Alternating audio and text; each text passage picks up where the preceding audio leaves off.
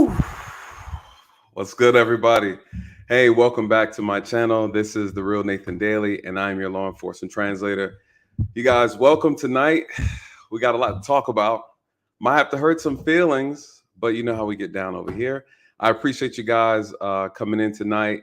I'm gonna go through the chat. We have a lot to talk about. Something very, very important to discuss. You guys, we're gonna cover a lot of different things.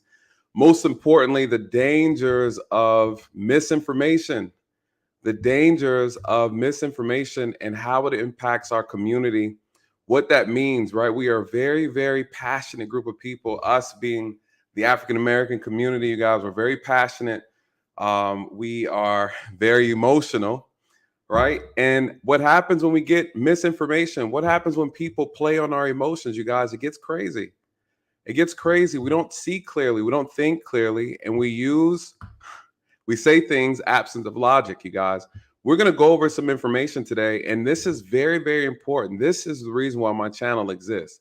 For this moment right here, you guys, you saw the thumbnail. We had an African-American woman. She's 26 years of age.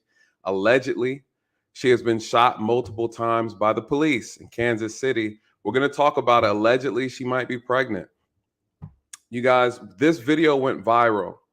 And I'm going to tell you about why we have to be slow to speak when it comes to these things, especially these sensitive topics regarding Black people and the police and the relations between the two. You guys, again, this is why my channel exists, for this purpose right here. If not for anything else, you guys, to debunk these type of things. We have to be careful with the things that we say, how we use our platforms.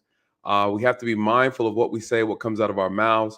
And where we get our information from. You guys, I tell you all the time, listen, I'm not trying to be like a news reporter on YouTube. I'm not trying to be right. I'm trying to be accurate, right? Accuracy is what it's all about at the end of the day, you guys. It's not about who's first. It's about who's accurate. And the most accurate is a person that we need to be paying attention to. Before we dive into all the details, you guys, thank you for joining us tonight. Let me go through the chat real quick. I want to see who's here. Yes, Duke said information war. Man, that's exactly what this is.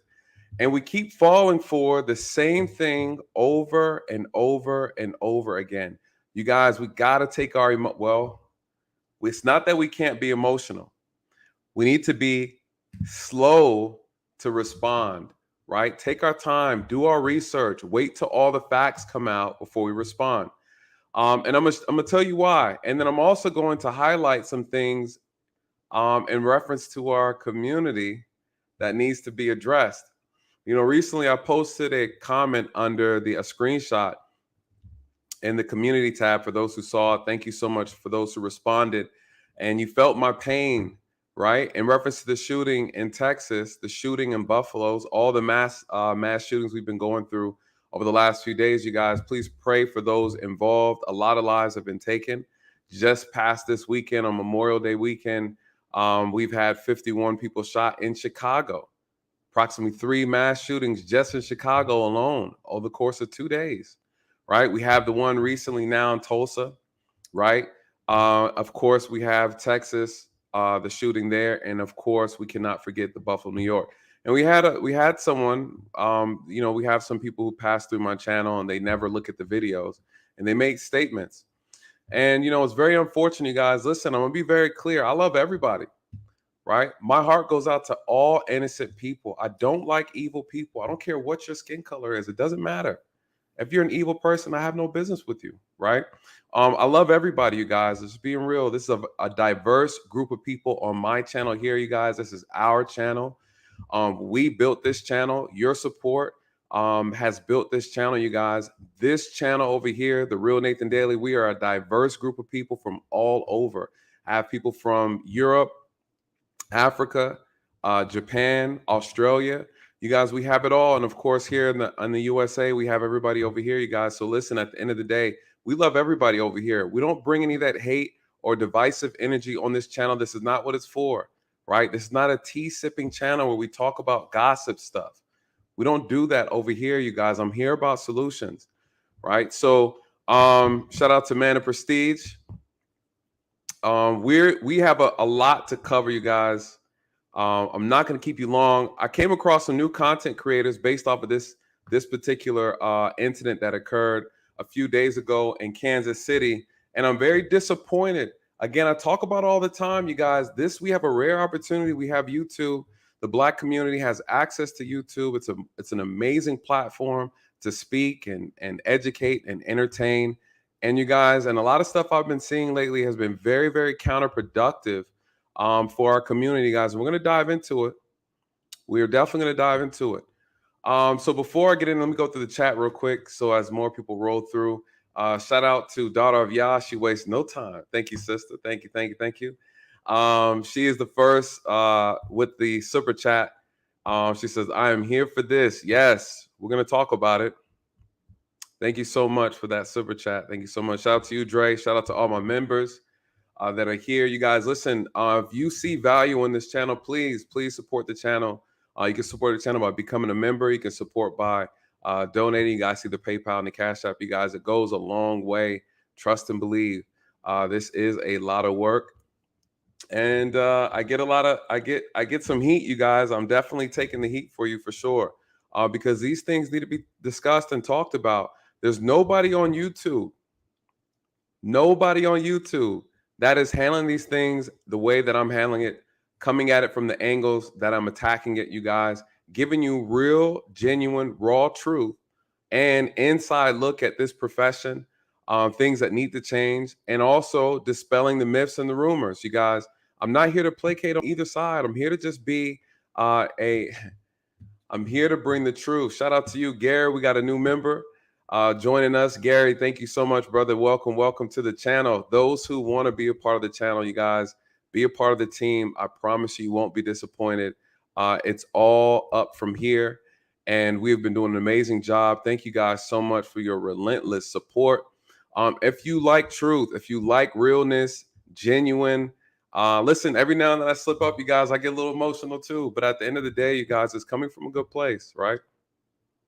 There's a lot going on. There's absolutely a lot going on. I plan on doing a follow-up video as well on the Texas shooting. Some more additional information has come out, you guys. I'm just going to go ahead and just call it across the board. There's a lot of conflicting information, so we're going to cover that as well. I'm also have to address Brandon Tatum, you guys. He said something real wild the other day. I got to address it.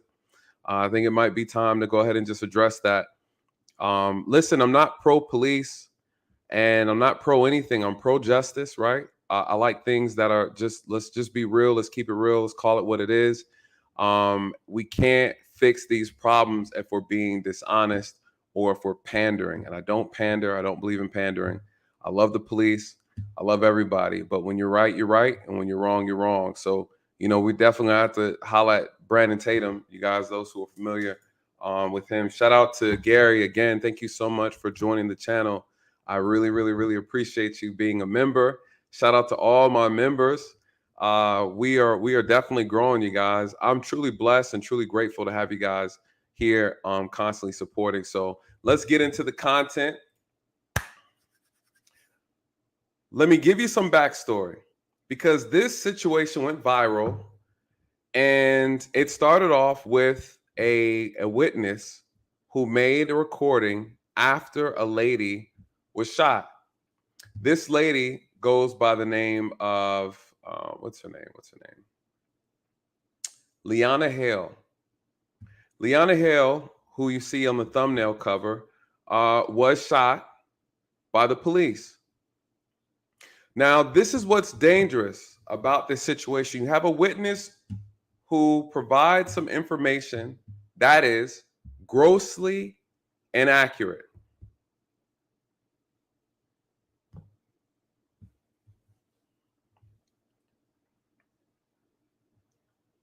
Oh, yeah. Sorry, it looked like the stream froze a little bit. YouTube's hating on me so hard, you guys. I think they've already shadow banned me. I think they've already got me. I think they already got your boy. People are talking about they're not getting, the requests that I'm going live and stuff like that. I need to find a workaround, a way around that. But you guys, as you're entering in, please hit the like button if you haven't already. Please hit the like button. There's a lot to cover. I'm gonna have to embarrass a few people on YouTube. I gotta call them out, you guys, because this is This is where the propaganda and the fear mongering is coming from. People are abusing their platform. People who have a massive following are abusing their platform, and it's having a negative impact on our community. Right? The rage, the anger. And I get it though. I get it. But it doesn't help, right? It doesn't help when we don't have accurate information. Shout out to Millennial Mark TV. Shout out to you, brother. Thank you so much. He said, keep educating and delivering valuable content to the masses. Much respect. Yeah, B. Tatum took a hard left. He took a bad hard left. What did he say, you guys, that I have to cover? For those who are not familiar about B. Tatum, he's another. He's a black male. He's a prior law enforcement officer. I got to do a little bit more research on him. He did a video he put out recently about the Texas shooting, and he said a lot of other things too. You guys, I just try to ignore it, because everybody has their lane. And he said the officers were justified, right, and not going in. He said they had a reason not to, and he agrees with them. It's like stuff like that. You guys over here, I'm gonna be honest with you. I'm a firm believer of purpose over profit. Purpose over profit, not profit over purpose. Right? That's how I operate. That's how I operate. It's not about making money. Shout out to you, Millennial Mark. Thank you again for this generous super chat. Thank you so much. Thank you so much. I'm gonna show you now. Listen, shout out to Dr. Rashard Ritchie. You guys know I was a guest on his radio show. We had an amazing conversation. I'm in talks with him behind the scenes. We're trying to put some things together. Well, at the same time, I always love to have a good debate and have a great discussion with anybody. Well, on his channel, they released a story in reference to this situation. We're going to play it. We're going to run through it together. And I want to get your honest opinions about it. All right, we're going to run through it together. It's a story about the young lady who was shot allegedly 5 times and allegedly is pregnant by the police, Kansas City, you guys. And then I'm going to play to you the news article of the actual events. So let's go ahead and dive through it. Pay attention. It is going to be an interesting show tonight. And 2 Kansas City police officers shot and critically wounded a 26-year-old pregnant woman. Now, the eyewitness who was there on the scene was able to capture some footage of the shooting's aftermath, and some definitely may find this to be graphic. They got her in handcuffs while they shot her, y'all. Why they shot her? They got her in handcuffs while they shot her, y'all. Why they shot her? Why they shot her, y'all? They got her in handcuffs. I've never seen. I'm from Louisiana. I'm from Arkansas, but I stopped here to get some gas, y'all, and to get some ice cream for my kids, y'all. And my son just watched this. My 1-year-old son just watched this. My 10-year-old son just watched this, and my 13-year-old son just watched this happen. The man ran. She was finna cooperate. She got scared. She ran down there. They shot her. 1, 2, 3, 4. My son got it on his phone too. They got her in handcuffs while she shot God. I'm a medical assistant, God. It ain't right. I'm a medical assistant, God. It ain't right. My son in the store. That was Leona Hale, that 26-year-old victim who was shot by the Kansas City Police Department. Now, here is a still of Hale on the ground after being shot and police proceeding to handcuff her.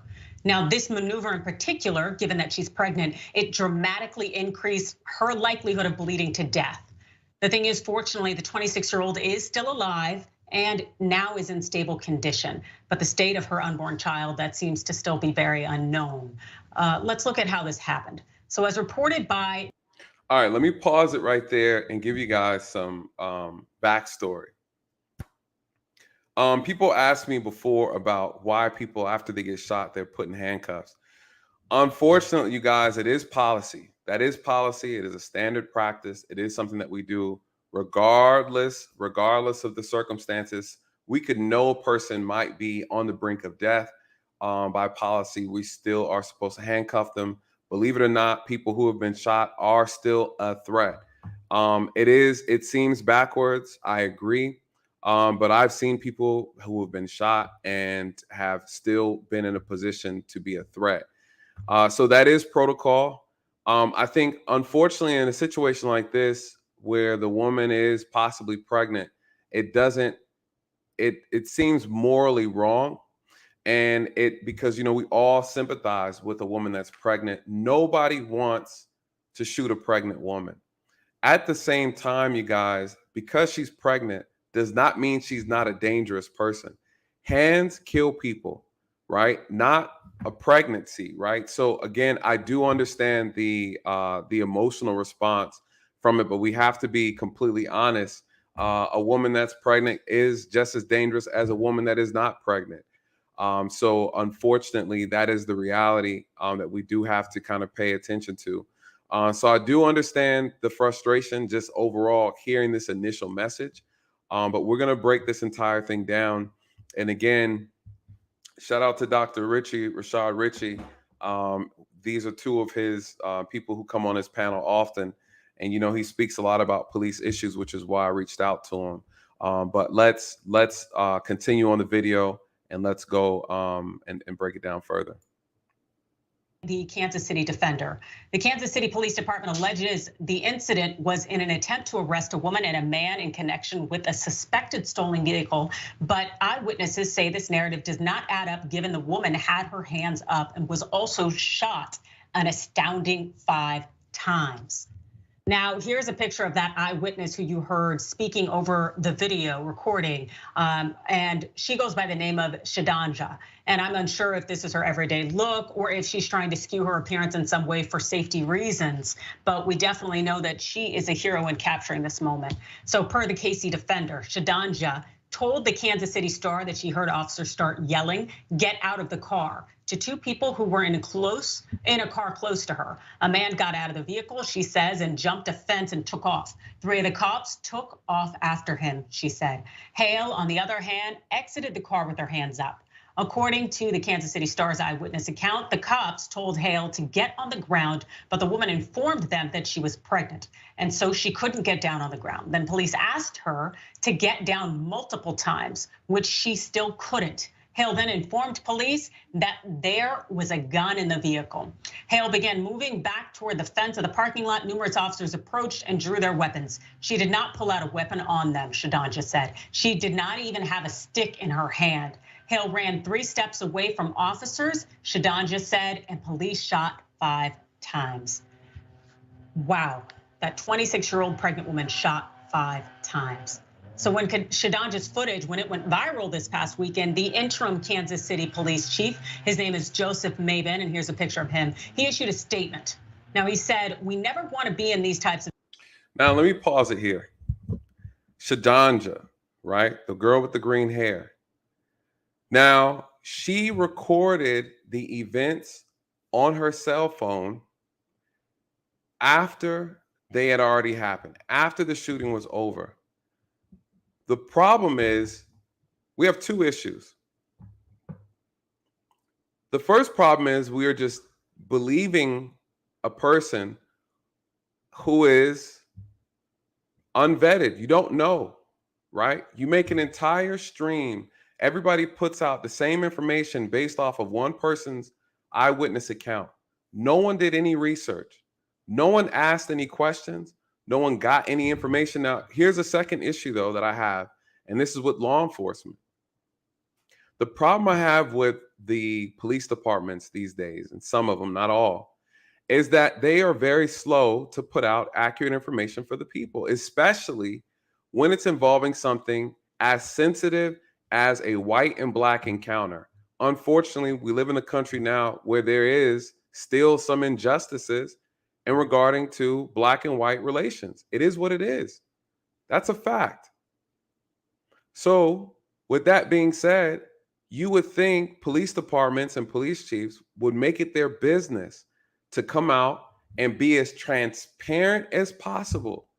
Because what happens when you're not? What happens when you're slow as a department to release information that is necessary to ensure the public that this was justified, right? We get people like here on this channel who push out inaccurate information. Inaccurate information off the back of a stranger who who claims she witnessed it, but she got it wrong, you guys. She got it absolutely wrong. And I want to show you what happens when people get the information wrong. The relationship between police and the Black community is so fragile. Hell, it's already broken. There's no trust. I understand. It's the reason why I started this channel. Now, with that being said, we have to be careful with what we say, what comes out of our mouths. You guys, people are taking this in our community, right? People are on edge, right? We have the NAACP who are talking about Black people are being lynched by the police every day. You have Black activists who are spreading propaganda and fear-mongering amongst our people in our community. You guys, it's causing problems. They're not being honest. They're being extremely disingenuous. You guys, racism is profitable. Division is profitable. People are making a lot of money off the back of your emotions. Yes. Yes. This is a problem, you guys. This is a problem. What does she say? Situations. Anytime it happens is a blight on our community. We're committed to be 100% transparent. This is a holiday weekend. It's time for friends, not a time for violence. Now, as it concerns a follow-up, there will be an investigation. The Missouri State Highway Patrol has been tasked with investigating the unarmed shooting of Leona Hale. It's procedure for such an outside agency to investigate police-involved shootings, specifically involving the KCPD, as an alleged attempt at providing impartiality. But the problem here is that the KC community is already denouncing the decision to let the Missouri State Highway Patrol investigate the matter, due in part to a recent investigation that a lot of people are calling corrupt and botched that happened in the last year's shooting of Malcolm Johnson. Now, here's a still footage of the encounter with Johnson and KCPD that ended up leading to his death in March of last year once again. Now, the Highway Patrol investigated the shooting, ultimately concluding that Johnson had shot the cop there, but the security footage never shows Johnson ever having a gun. So there seems to be so many. Now, let me pause it there. I have to look into that. I'm just first heard about this case yesterday, the one that she's just referring to. Again, what is the problem? The problem is the police department are not doing a good job rebuilding the trust within the Black community. That's a fact.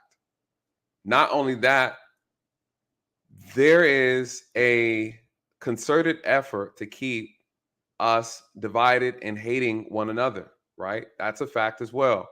Now, in reference to that situation, just because the camera did not see the gun doesn't mean he didn't have one.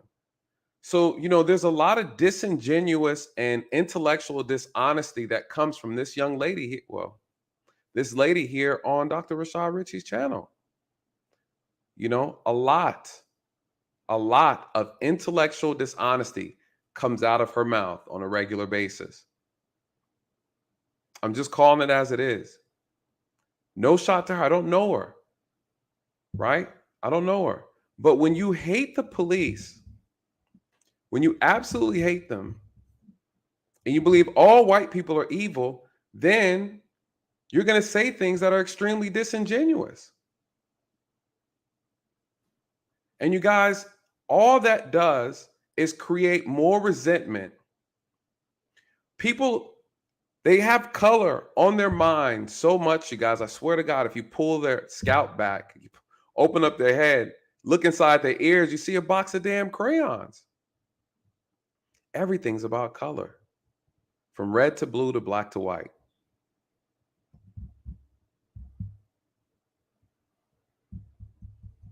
Right? I don't know who this lady is, but I've heard her speak a lot about the police, and she absolutely despises them. Questions here, but what we definitely know is that that pregnant woman gave KCPD plenty of notice that she could not lay down on her stomach on the ground. How do you know? How do you know that? You don't know that. You don't know that. But now you're speaking to your audience. Shout out to Dr. Rashad Ritchie. He has almost 400,000 subscribers, you guys. This video did 400,000 views. This is what's being pushed out to our people, right? This isn't true. It's inaccurate. This is grossly inaccurate information. Because she is pregnant. And yet they insisted and insisted and insisted. And at some point she turned away and they shot her. That's not true. You guys, that's absolutely not true. Where is she getting her information? Listen, it's not about being first. It's about being accurate. And she's grossly inaccurate. She doesn't care. But what she is saying is going to have an impact on the people who are listening. We as a people are so emotional, you guys. We're so emotional.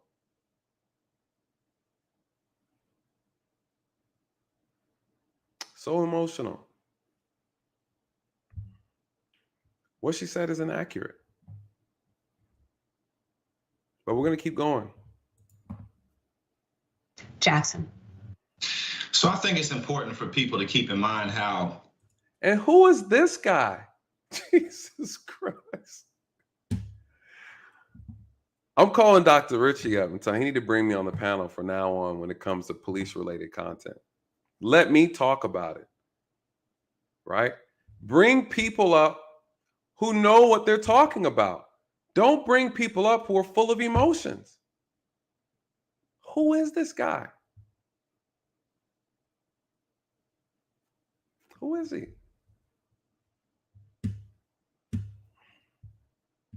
It looks like a stand-in from Passion of the Christ or something. Who is this guy? Where do you get this guy from? Why is he talking about police issues?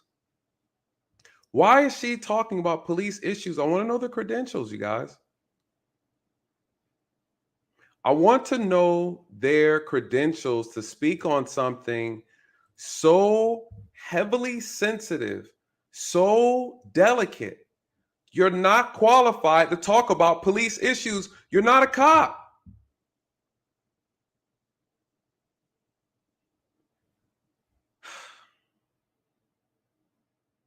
I don't even know if he's black. What?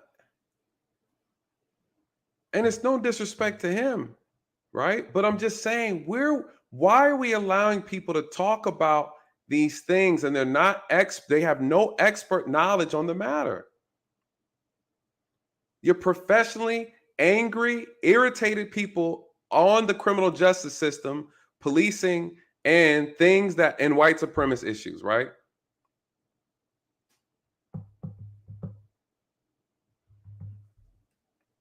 That doesn't make you qualified because you guys have a massive audience and you're feeding them inaccurate information.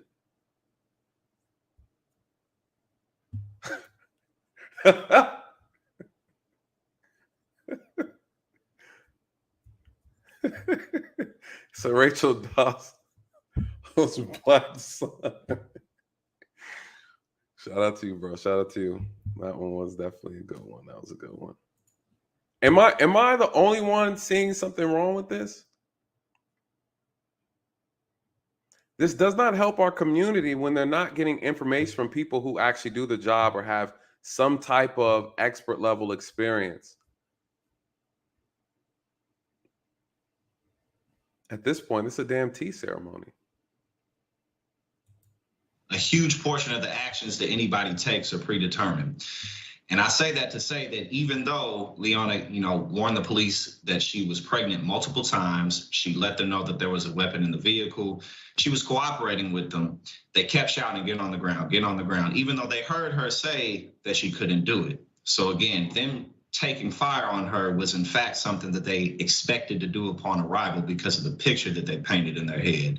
Because they expected to shoot her upon arrival. You guys, this is the problem. What is he telling the community, you guys?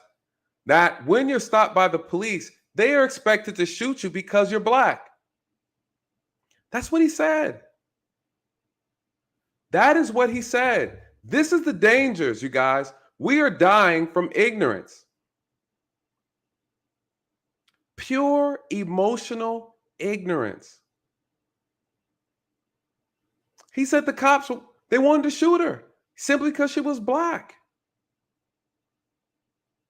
You guys, you know the reality, on average, approximately, the police arrest 10 million people a year. A year. 10 million people. And on average, about 1,100 people die from a police encounter. You guys, one would argue the police are not out here just shooting people. And white people get killed more than black people by the police. The police encounter, right, a citizen, approximately 65 million people a year. A year. You're talking 60 million encounters people are having with the police. And on average, 1,100 people die. You guys, that's a 0.000000%. What he is saying is grossly inaccurate. It's a lie. This is what you call disinformation. Feeding people's emotions, but not their logic. Who is he? Who is he? Anybody find out who he is, please let me know. I will invite him onto the channel so we can have a discussion. I can't take him seriously. Who is he? Where did he come? At the end of the day, how threatening could any woman be to a whole, squad of police or any single individual, man or woman? It's not. It's just that she's a black woman, so there's no consideration taken for her. And so this is why it's so important for people to get very involved in community politics, because that's where change can occur. And this is. I'm waiting for him to do one of these numbers, right? I'm waiting for him to do that. That's what I'm waiting on. I'm waiting for him to do one of these numbers right here. What are we talking about? You guys, I have seen pregnant women take people's lives. Yes. There are women who are pregnant and have committed murder, you guys. I don't need to tell you that. A woman being pregnant doesn't mean anything. We don't even know if she is pregnant. You guys, people lie. People lie.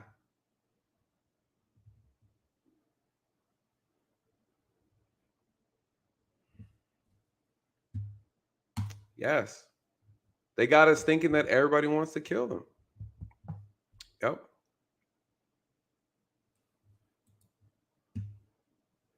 Oh, I didn't know that. Shout out to you, said Young Thug Turk. The Young Turks is a progressive Democratic show. See, that's why I can't get with the politics stuff, you guys. I just can't. Just be real, right? Just tell the truth, right? If you're a journalist, report the facts. That's it. That's all you have to do. That's all you have to do. All this extra seasoning they want to put on stuff is ridiculous to me. Ridiculous.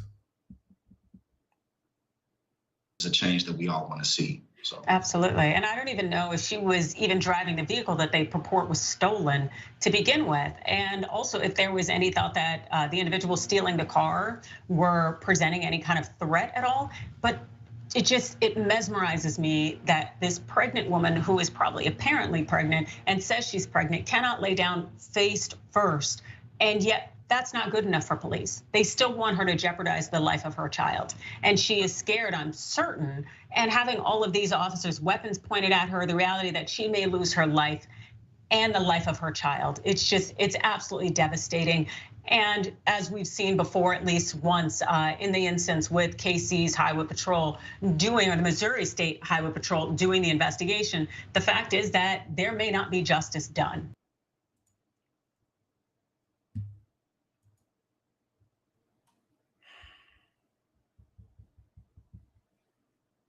That's the problem. Now, my thing is this, though. The issue right here is that you have police departments that are corrupt. You have officers that are corrupt. Listen, you guys, this is true. This is very true. They are not helping the situation.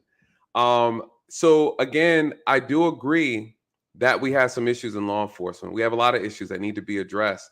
The right things need to be addressed. The right reform needs to be added for this thing to correct itself. What we cannot do, though, is push propaganda and fear mongering in order to change. Jesus Christ. It doesn't end there, though. It doesn't end there, you guys. I want to show you something else. It doesn't quite end there. Let me. This morning, we're hearing from a witness who says that she watched police shoot a pregnant woman 5 times. Kansas City police say they pulled the woman over because the car she was in matched the description from a carjacking. A gun was found, but officers have not clarified if the woman was holding the gun when she was shot or not. Kelsey Kernstein is here with more on this. Kelsey? Adrian, well, new this morning, we know that the 2 officers who shot the woman are now on administrative leave as the Missouri State Highway Patrol investigates the shooting. She does just like this. She says, I don't know what's going on. I'm confused. What's going on? That's Shadanja, a witness who says she saw it all go down after Kansas City police shot a woman near the south side of the city at a Family Dollar parking lot. And I said, oh my God, they shot her. Oh my God. And I was like, what am I supposed to do? I had to like get my phone. KCPD says they were called to Shadanja? We're basing, I'm not.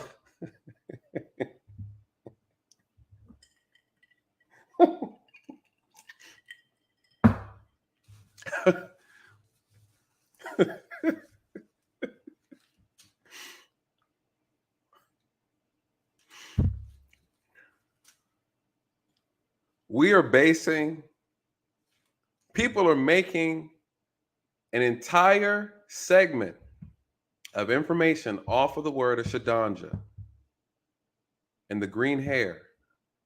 No one thought to vet her information? No one. You guys, when it comes to journalism, you just can't just take people's word for it. You might hear something, but you might need to verify. You got to check your sources. Come on. If we just start walking around here believing everything somebody says, we don't know, man. I could give you stories about how the witness, hell, sometimes the person who called the police was the actual criminal. We'll tell you anything. You guys, it's not a game. This is not a joke. Her words, as inaccurate as they were, has created a firestorm of lies and misinformation, all because somebody's so desperate to paint police a certain way, to use racism to create more hate, more division. You don't have to like the police, you guys. I'm not asking you to, but please be slow to speak. Check your sources. Everybody wants to be first. Nobody wants to be accurate. You have a video that she had, play the video. Keep her statements out of it until you can verify. This is the problem. This is what the news reported. the area Friday night to follow up on a carjacking after reports of two suspects, a man and a woman, stealing a car at gunpoint. Police pulled up to the reportedly stolen maroon-colored Chrysler to talk to the woman in the passenger seat. Okay, let's talk about that. What happened? The night before, you guys, in Kansas City, there was a young lady driving her maroon van, minding her own business, and she was carjacked at gunpoint. What does that mean by carjacking, guys? She was forced out of her vehicle at gunpoint. Her and the other occupant in the car, they were carjacked by a male and a female. They called the police and reported their vehicle stolen. You guys, this is what really happened. The police find the maroon vehicle that's reported stolen the next day parked in front of the Family Dollar. You guys, do you know why criminals carjack vehicles? They carjack vehicles so they can, majority of the time, commit crimes in them so that no one can trace them back to their own vehicle. This is what they do. So what they do the night before, let's walk through it. They carjack the lady who owns that vehicle at gunpoint. They took the car and they're now found in the parking lot of a Family Dollar. The police approach the vehicle. The driver gets out the car and he runs. The passenger, the pregnant woman, Miss Hale, she stays in the car. You guys, this is what happened. This is what transpired. All right. So I want us to be on the same page on what's going on so we're not confused. And this also should let you know the mindset the police officers are in. You guys, I've stopped several carjacking vehicles, you guys. And the moment I find out the vehicle was carjacked, my gun is coming out. The gun is coming out and I'm giving you orders. And if you do anything other than what I ask you to do, you guys, you're likely to get shot. You guys, they are criminals. This is a fact. But just because they carjack the vehicle does not mean they're supposed to get shot, right? So let me be very clear on that because someone's always going to say that. That does not mean that. But what this does mean is that they are not innocent. They're absolutely not innocent. Now, let's go ahead and go forward again with this news article. This news clip. And she's doing this the whole time, like, and moving around like that, like not on a 360, but at least a 180 to say, I'm not a threat to you. However, police say now identified 26-year-old Leona M. Hale tried to run, fleeing a couple feet, and somewhere during the encounter, she had a gun in her hand. And somewhere during the encounter, she had a gun in her hand. And that's when police say they shot her. Police say there was also a man in the encounter who has not been identified. He was taken to the hospital. Now, what did they say? At some point in time, she had a gun in her hand and they shot her. You guys, the police are not obligated to tell you to drop the gun. You're not supposed to have the gun in commission of a crime. The police are not obligated to tell you to drop the gun and do a cartwheel, you guys. If you draw a weapon or you have a gun in your hand and it's pointed in any direction where the officers are at, you're out of here. You're out of here. And every officer is different, you guys. That's the problem.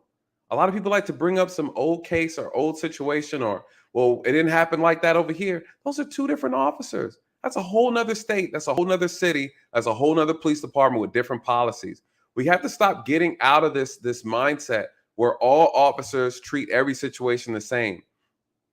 There have been plenty of times I have encountered people that I could have shot, that I was almost squeezing the trigger, and they complied. Right? They dropped their weapon. They did what I asked them to do, you guys. Just being very clear, very transparent. There are people that I wanted to shoot but couldn't because I couldn't see. For those who have seen my video on the me being pepper spray with my own spray, you'll know that I was in a position to shoot someone and I didn't because I couldn't see. Right? So again, every situation is different. Every officer is different. Every scenario is different. And in this particular scenario, you guys, they are saying she had a gun. Now, the problem I have, though, is that's not what's been reported within YouTube or within the Black community. What's been reported is a pregnant woman was shot 5 times by the police and she was unarmed and she had her hand up off of this one lady's witness statement. For a separate medical issue. And Missouri State Highway Patrol says it's investigating the body cam footage. There are also reports that the woman who was shot is pregnant, but we are still working to verify that. We are told she is in stable condition. Adrienne? All right. Thank you so much for... All right. That is the news. That's what the news said.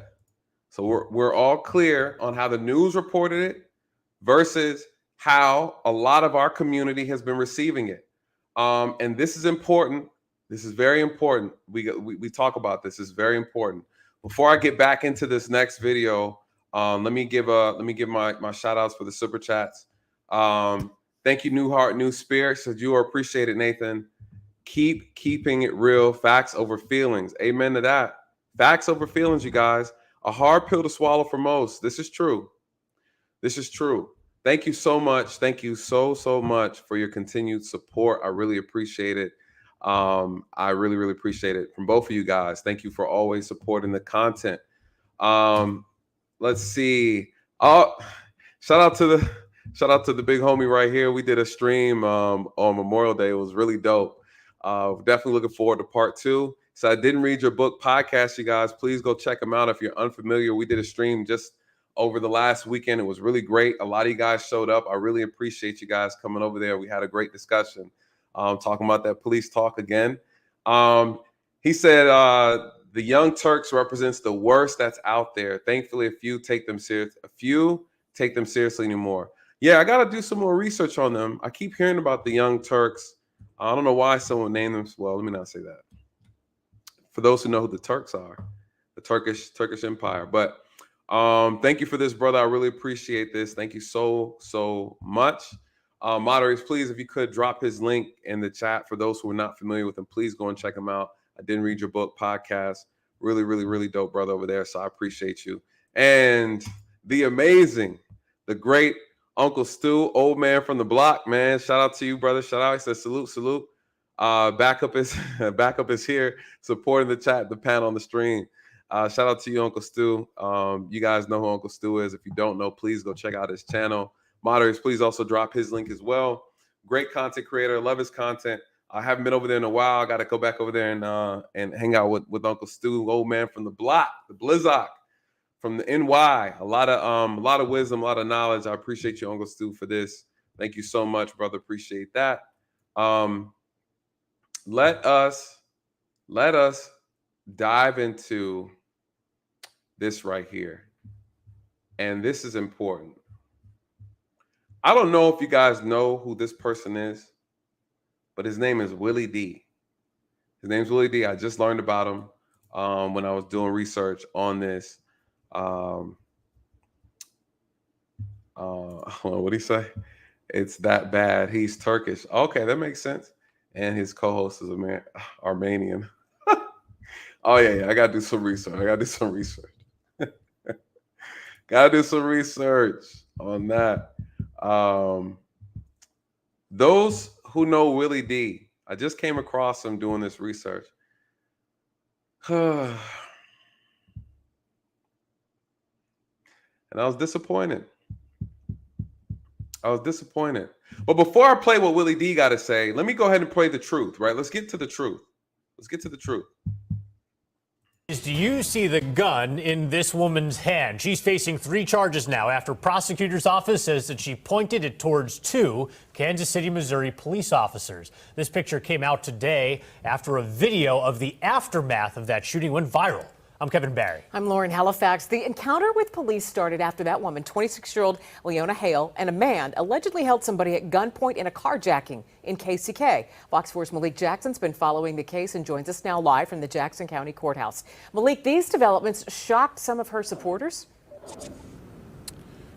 They are shocking them, Lauren and Kevin, because up until this point, the stories that this woman was on. Hold on, everybody say I don't know who Willie D is. Hold on, shout out to you, Chicago Gorilla in the building. What's good, brother? I mean, you guys, I'm not that old. But I mean, I'm just coming across him on YouTube, and he seemed like he got that old school kind of vibe thing going on. Yeah, so Ghetto Boys, Willie D. Man, how old is that, man? I'm not that old, you guys. I'm not that old. I'm about to do some more. Dre said Ghetto Boys. Oh, of course. I know who Buju is. Yeah. Ghetto Boys with Scarface. Damn, man, I feel bad now. All right, I'm gonna do some research. I'm gonna do some research on that. So getting back into it, what happened, you guys? She had a gun in her hand. And they shot her. So what was the witness talking about? I don't know. I don't know what she was talking about. But from her distance, she could not have seen the gun. She could not have seen the gun.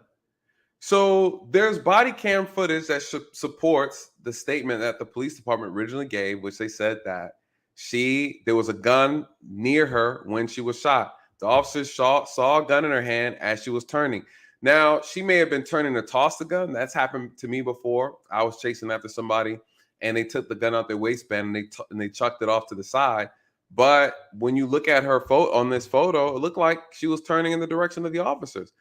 They're probably going to be like, I don't know what she intends to do with that. And they shot her. Is it justified? Absolutely. Absolutely. Let's play the rest of this, see what he has to say. Unarmed, but a new photo released today by the prosecutor's office shows the exact opposite. And now Leona Hale is facing 2 felony charges as she recovers in a local hospital. These court documents show a differing account than what many believed to be the case. The Jackson County Prosecutor's Office alleges not only did Hale point her gun at officers. There's the gun. There's the gun. Is she pregnant? We have to verify that, you guys. People out here, listen, last time I told a woman congratulations and how far along are you? She wasn't pregnant. And I felt horrible, you guys. I felt horrible. I told myself I'd never ask a woman again if she's pregnant. Never. I wanted to crawl underneath the table. All right. So is she pregnant by this photo? You can't tell. You cannot tell.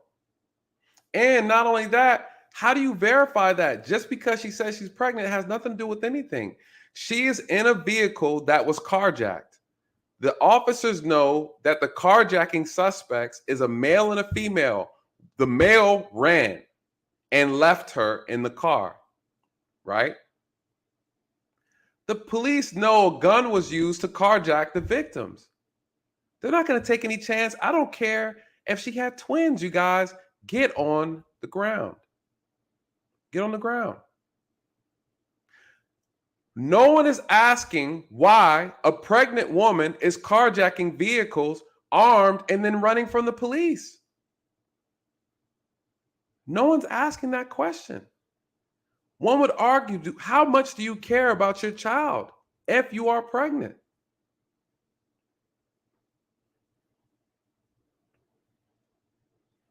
So when people take this story and they start making this emotional argument, what does it do to people in our community who don't like the police already? The people in our community who believe the police are lynching and killing us every day, right? When we start using that rhetoric, you're pushing fear and hate into the community. Into the community, guys. When this thing came out, I said, Jesus Christ, this is why I have so much work to do. This is why I have so much work to do. And the problem is, you guys, we have to call it out. We have to call it out and stop coddling the ignorance. Simply because you don't like the police. Listen, I don't like bad cops either. Dre will tell you, good cops don't like bad cops. We're on the same side. But listen, you guys, I'm not going to pander to you. I'm not going to tell you what you want to hear. I'm going to tell you what you need to hear. There's a difference. There's a difference. When you see people in our community pushing poison into the minds and hearts of our people, you got to call it out. You have to, you guys, or we're not going to get better. This is not going to work. We're not going to course correct when we have people who stand on a platform and push poison. Because you know what happens? When they get pulled over by the police, they act out of fear. And then they get hurt. Why does she run? She's already caught. What did that lady say on Dr. Rashad's channel? Or the guy? That the police wanted to kill her because she was black. You guys, we have to start calling that shit out. This has to go beyond money, you guys. This can't be about money anymore. Absolutely cannot. Gary Stewart, shout out to you for the super chat. Shout out to you for being a new member. Welcome to the crew of investigators. We appreciate you, Mr. Daly. Keep up the great work. Oh, it's the work. It's definitely the work. Yeah, Brandon Tatum's next, you guys. I gotta call him out. We can't, me and him can't exist. We can't coexist in the same space without having a conversation. Because what he's doing is wrong, you guys. We gotta call it out. So here she is with the gun. Dr. Rashad is not balanced. He's a Karen chaser. Now I'm trying to work with Dr. Richie. I want to go on his channel to bring some balance. I want to get, and we're in talks. And so I got to reach back out to him again and see if we can get this thing started. But I want to go on his channel to bring balance. You know, we all have our own lane. He does talk a lot about Karens. He does talk a lot about race, and things like that. I don't agree with everything that he says. We do share some strong points on police reform and things of that nature. I don't like using race as the tool to create division. I just don't. It's not the answer. It's just absolutely not the answer. So again, you guys, gun, stolen car, carjack, she runs. The boyfriend already ran, or the male ran already. He got caught. Here we are, right? Cuckoo Kachoo. She turned around with the gun with 4 police officers, and they shot her as they're supposed to. Shout out to the big homie Dre. He says the problem is there will not be retraction to the false and emotional information. Yes. Are they going to do a follow-up video apologizing? Are they going to do a follow-up video saying, hey, listen, we were wrong? This is the problem with the media, you guys. The same level of ignorance you use to put information out, you need to have the same amount of conviction to bring out the truth. You owe that to the people. You absolutely owe that to the people. If not, you're leading them astray. Come on, you guys. He said that should destroy their credibility. To out accurate information. Dre is absolutely correct. People always say, the same disrespect you started with, right? You need to have that same energy correcting the problem. Now, shout out to Chicago Really. He's right. Dr. Rashad Richie does great things. I mean, the conversations he has are necessary. Which is why I reached out to him, you know. We all have our niche. I just believe it's important for us to be balanced. And when we're not balanced, see, Brandon's not balanced, you guys. What did he say? Brandon's not balanced. What did he say about the police shooting in Texas? He said the officers did what they did the best they could. He said the heroes, no, they failed. The officers failed, right? Brandon justified a guy being shot in the back 9 times on a wheelchair. Brandon Tatum said that Ahmaud Arbery deserved to get shot and that the Michaels were justified. That's Brandon Tatum, right? He has almost 2 million subscribers, right? 2 million subscribers, you guys. That's the problem. She was, quote, tracking officers as she continues south through the grassed area with that same gun. Body cam footage from a separate angle, according to the allegations in these newly released documents, say Hale had a firearm in her right hand pointed in the direction of the officers as she's running away from them. Despite this new information, our community is hurt. We are hurting. We are traumatized. We are tired of feeling like our deaths don't matter. Our pain don't matter. Our tears don't matter. many in support of the 26-year-old. You see what I'm talking about? Do you see what I'm talking about? Did you hear her? You see the veins coming out of her neck. All of that anger and resentment. You know how dangerous that is, you guys. That's emotion. That's the power of emotion. That's the power of unchecked, uncontrolled emotion, misguided emotion, rhetoric, fueled by propaganda, fueled by ignorance, fueled by misinformation, disinformation, you guys. That's what you get. That is the product of somebody who's lost, confused, manipulated, and played. You guys, they come out here and they get themselves hurt because they believe that message that she's spewing, you guys, all from misinformation and disinformation. Propaganda is dangerous and it plagues our community, you guys. And we come out here and we get ourselves hurt because we believe that every officer who is white is out to kill us.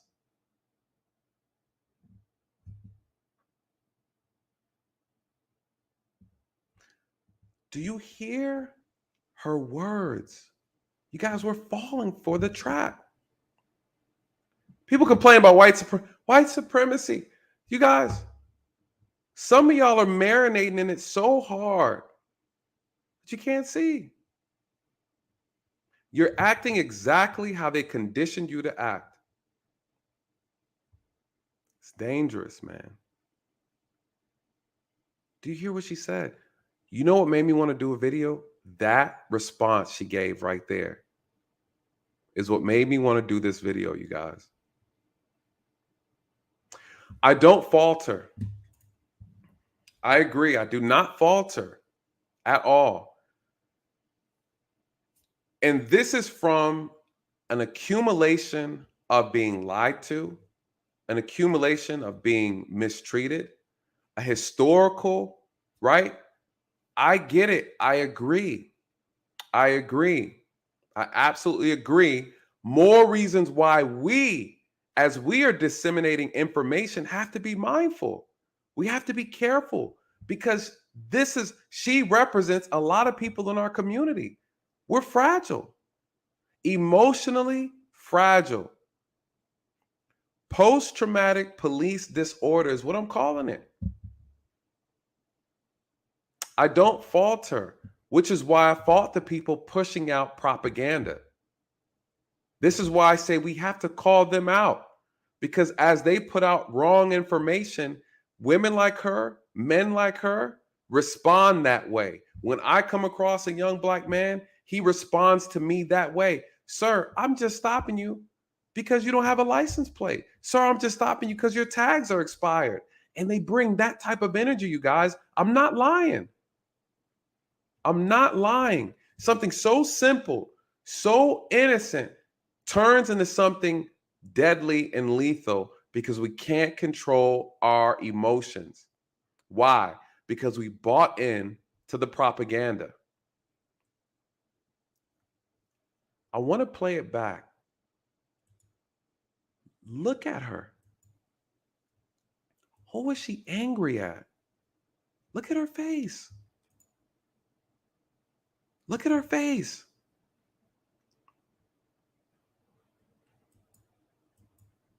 Look at that. And all this was a lie. She lost it over a lie, you guys. This is the dangers of false information and inaccuracies. And the main people pushing it is our own people. You guys, I'm telling you how dangerous it is. When you pander, when you tell people what they want to hear instead of what they need to hear. Now, when I come into a conversation with people who think like this, you guys, they want to throw me over the edge. They don't want. I could be giving people the keys of life. They find out that I used to be a cop, you guys, and they shut the whole thing down. They shut the whole thing down. That's the dangers. Listen to her. Look at her. Look at all this passion. What are you doing with all that passion? Take that passion and put it into things that we really need to actually work towards to better our community. That's what you need to do. Look at her face, you guys. Traumatized. We are tired of feeling like our deaths don't matter, our pain don't matter, our tears don't matter, our struggles don't matter. They do. They do. What? Our deaths don't matter? Ma'am, we are killing each other more than anybody else. Chicago, 51 people shot. Drill music, rappers rapping about killing one another. Our top leading cause of death in the Black community is homicide.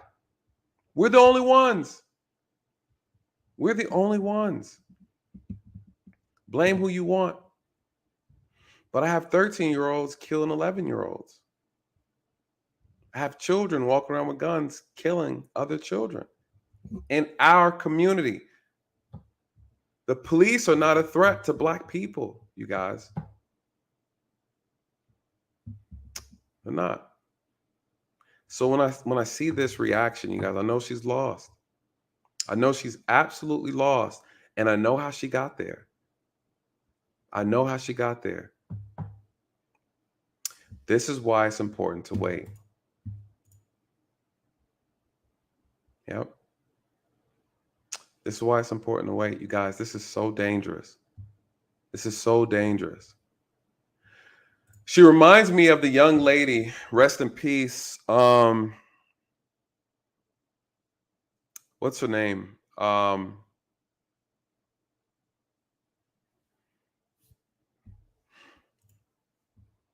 police is not a threat. Not like that. Absolutely not like that. No, sir. Based on her reaction? Oh, no. No. Police are a problem. They're not a threat. Two totally different things. Two totally different word choices. Police are not a threat. They are a problem, but not a threat. Absolutely not a threat. No, sir. Not tonight. Police need to change. There's some bad ones in it. We got to get them up out of there. There's a lot we need to do. Not a threat. What do you mean they're a threat, Prescott? To what level are they a threat? When Black people kill more Black people than the police kill Black people. How are they a threat, brother? Please.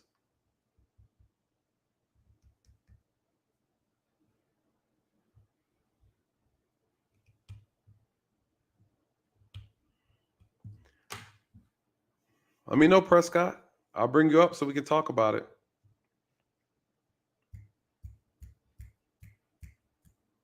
Mandel says they're a threat. Nah, they're not a threat. They're not a threat. They're a problem. A problem that needs to be fixed. The data does not support that they are a threat. Oh, they can become a threat. Yes, they can. They can become a threat. They can become a threat when you're caught in a car that was carjacked and you get out the car, you turn around with a gun in your hand, and yes, they become a threat. Absolutely. Absolutely. Absolutely. Let's finish playing this. Support of the 26-year-old still found themselves backing her. They're gunning down people who aren't threats down in the street. Until we were able to show them exactly what police and prosecutors say happened. Let's run We're able to show them. Let's run this back. I'm glad you said that, Prescott, because I think this speaks exactly to the problem. This speaks exactly to the problem. Backing her. They're gunning down people who aren't threats down the street.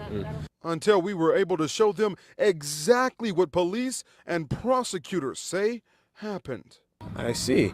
How come the person yesterday said she didn't have a gun? A claim that was never backed by evidence, and prosecutors say helped fuel false narratives around the case. However, they say this isn't enough. If I want to see the body cam footage right now. Hale remains in the hospital due to her wounds, and it is not clear when she will be released. The male suspect who ran away from police at the time Hale was getting out of the vehicle is in custody. Some say she was pregnant, something Fox 4 is still working to verify.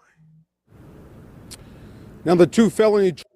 Now, what did he say after he saw the picture? He's like, he's confused. Oh, well, how come they didn't say she had a gun yesterday? Because you took the word of someone that you didn't vet before you put that information out, right? And you created a shitstorm behind inaccurate information. And we have people in the chat saying that the police are a threat. Now, there's some police departments that are problems. Absolutely. And I agree. My issue, lovely one, I agree with this. Just show the video. I'm with you on that. And again, I believe that the departments fail for not being transparent.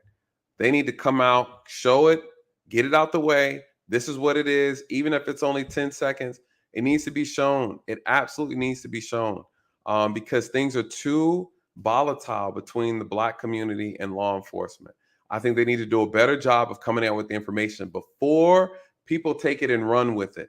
Absolutely. I agree, because again, now people are saying that still photo is doctored, so that's also something that's being said, but then when they play the video, what are we going to say then, you guys? Right? What are we going to say then? Again, the biggest problem with the police is that they have a history of being dishonest. You have some departments that are horrible. Absolutely horrible.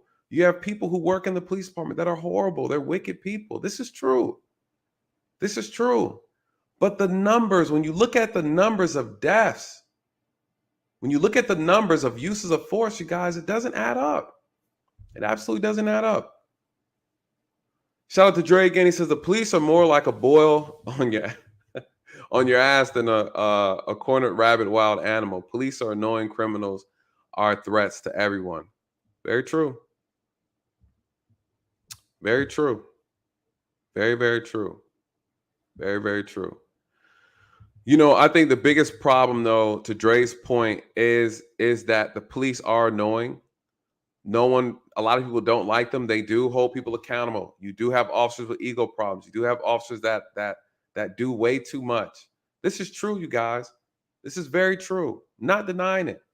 And I think what ends up happening, though, is we like to conflate everything together, right? And simply because you don't like the police, because they hold people accountable, doesn't mean they're bad, right? Because he had an attitude or she had an attitude, the officer did, doesn't make the officers bad, right? The profession.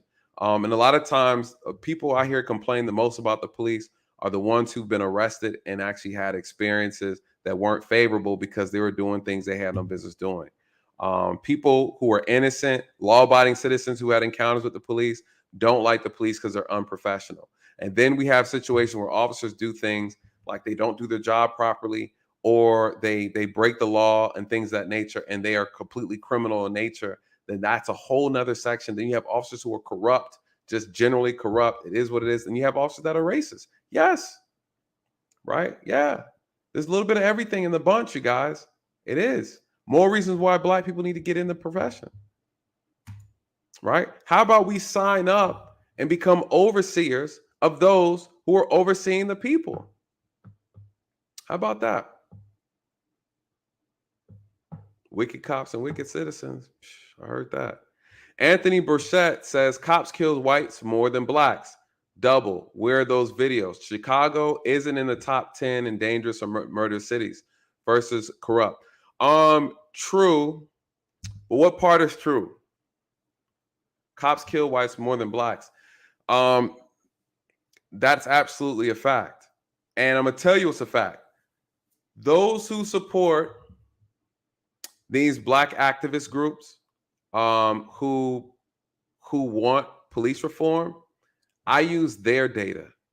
Their data is collected through news articles, it's collected through victim statements, it's collected through police reports. They have a very, very stringent process of collecting data. And I use their data because when people try to challenge me on it, I use the information that's used by the people who don't like the police. Anthony, so I think your statement is good. But I will say this: I use their information. I use the people who don't like the police. I use their data, and their data says that white people are killed more than black people.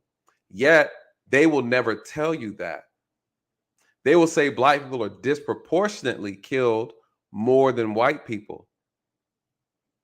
Smoke and mirrors. Smoke and mirrors.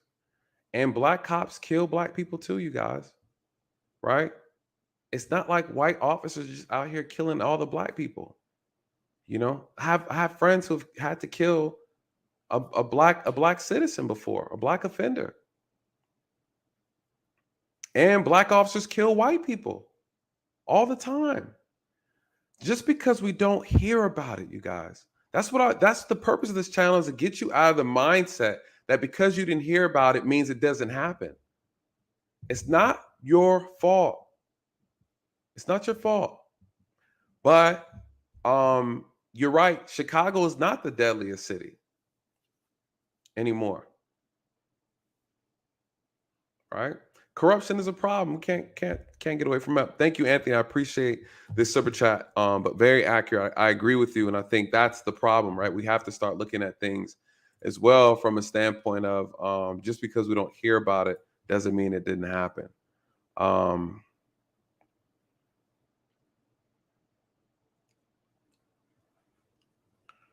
Shout out to Raymond Tucker. Police are a threat regarding disinformation. We are living in an age where information rules. Disinformation is part of the parcel of most narratives. That is very true. That's true. You know, information is key, you guys. We got to be accurate. Dub Will, shout out to you. Thank you for the super chat. He says, I think the lack of trust in law enforcement might be too entrenched. I include myself in that. I include myself in that too. It is. That's the reason why I started the channel. And that's and I say this is why I started the channel, is because I know how to get the trust back. Absolutely. The police have to be willing to give up some power and open up the doors for transparency. Without a citizens review board and them having subpoena power, you guys will never fix the problem. Policing will never be fixed. If a department does not want to give a citizen review board with subpoena powers, they need to have subpoena powers, you guys, it'll never fix. It'll never work. That is key to my reform package that I'm putting together. That is absolutely key. Gotta have it, along with body cameras. Transparency is absolutely necessary. I can't trust. People have lost trust. When you lose trust, the person who lost the trust, they have to give up the most to gain the trust back. And that's on the police. That's on the police. At least the people are always willing to try, as long as you're willing to give what the people are asking for. A lot of police departments forgot that the main objective is that they serve the people. They totally forgot that. Let's stop supporting crime in our communities against each other. Yes. Shout out to the intentional millionaire for this. He's about to drop a gem. Just because they are black and shot by the police does not mean we support. Gather facts first. Yes. Hashtag TLO, strapped with facts, data, and solutions. TLO, the lead officer in the building, you guys. Shout out to the intentional millionaire. He's absolutely correct. You guys, he's absolutely correct. Much love, brother. Much love. There is a way to fix the police problem, you guys. There is a way to fix it. I assure you it can be fixed. But you got to use that voting power, right? You got to play politics. You gotta play politics. I'll tell you exactly what to ask for in all of your cities.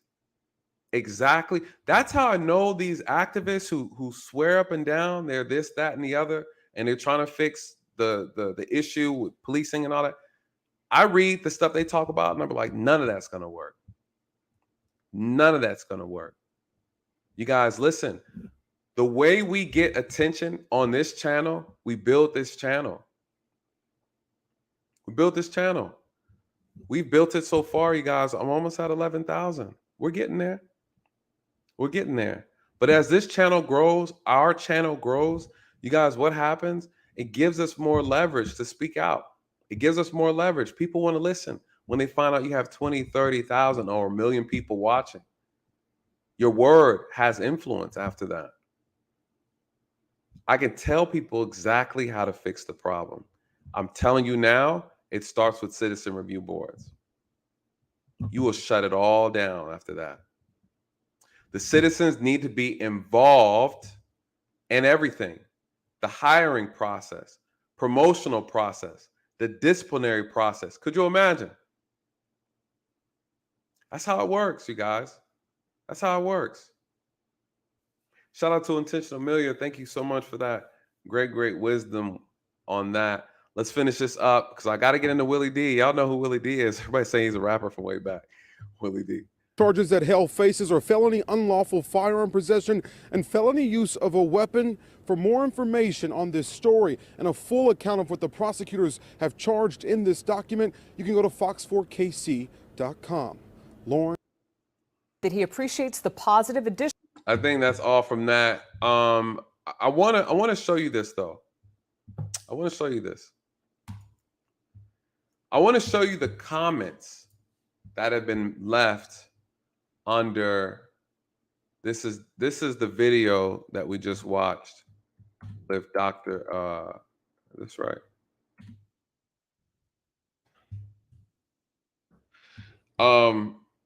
I just put the newest comments first, but matter of fact, let me put the oldest comments. Maybe top comments. Oh, my bad. This is my comment, you guys. I had to comment under here. What did I say? I said, how are we going to repair the relationship? How are we going to repair the relationship with the Black community and policing when we put out false information? She had a gun and it was pointed at the officers. It's a blessing that she's still alive. This is why we need to be slow to speak when presenting news. What do people say? The channel, what channel is this on? Because every station, blah, blah, blah, blah. I'm watching in my hometown now, there's no gun. If I don't see, I'm convinced, I'm busy working page. All right, so someone said something. But this is, I'll always like to go through the comments. I'd like to see how the people are receiving the information, right? I like to see how people are receiving the information. This is under Dr. Rashad's video, the one we just watched earlier, the first video that we watched. Let's see. I want to see a good one. People talking about this from the Buffalo shooting. Private investigators should investigate the police. I don't think there's anything wrong with that. Let me see. And another thing too, I think there needs to be an outside agency that investigates these shootings to ensure transparency, in my opinion.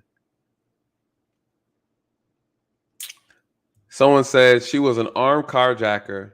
She wanted to play GTA in real life, right? What in the absolute hell is wrong with those officers? Those idiots have no shame. I hope the baby's okay.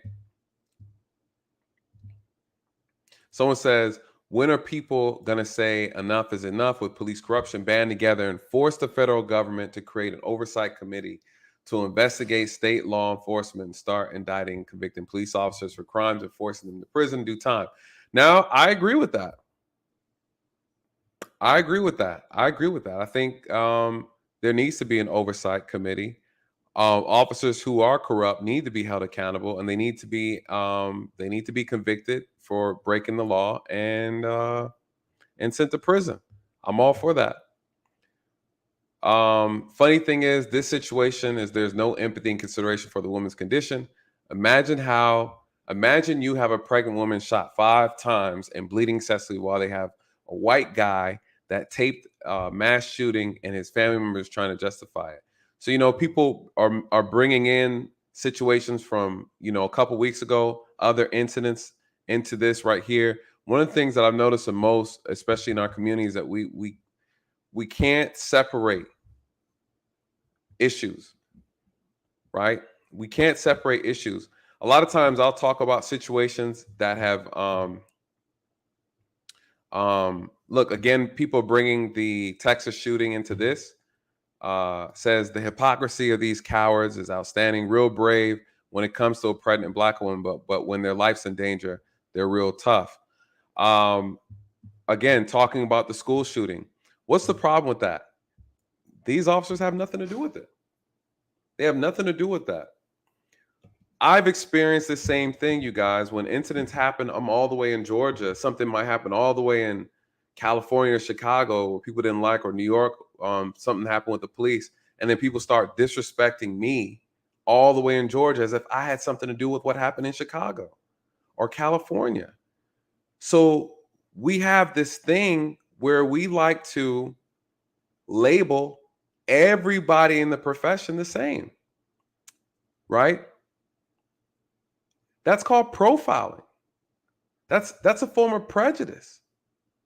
You are essentially saying, when you say things like that, it's like saying all black people like chicken wings, lemon pepper, watermelon, Kool-Aid. All black people? So you mean that all police officers are cowards because of what the officers did in Texas?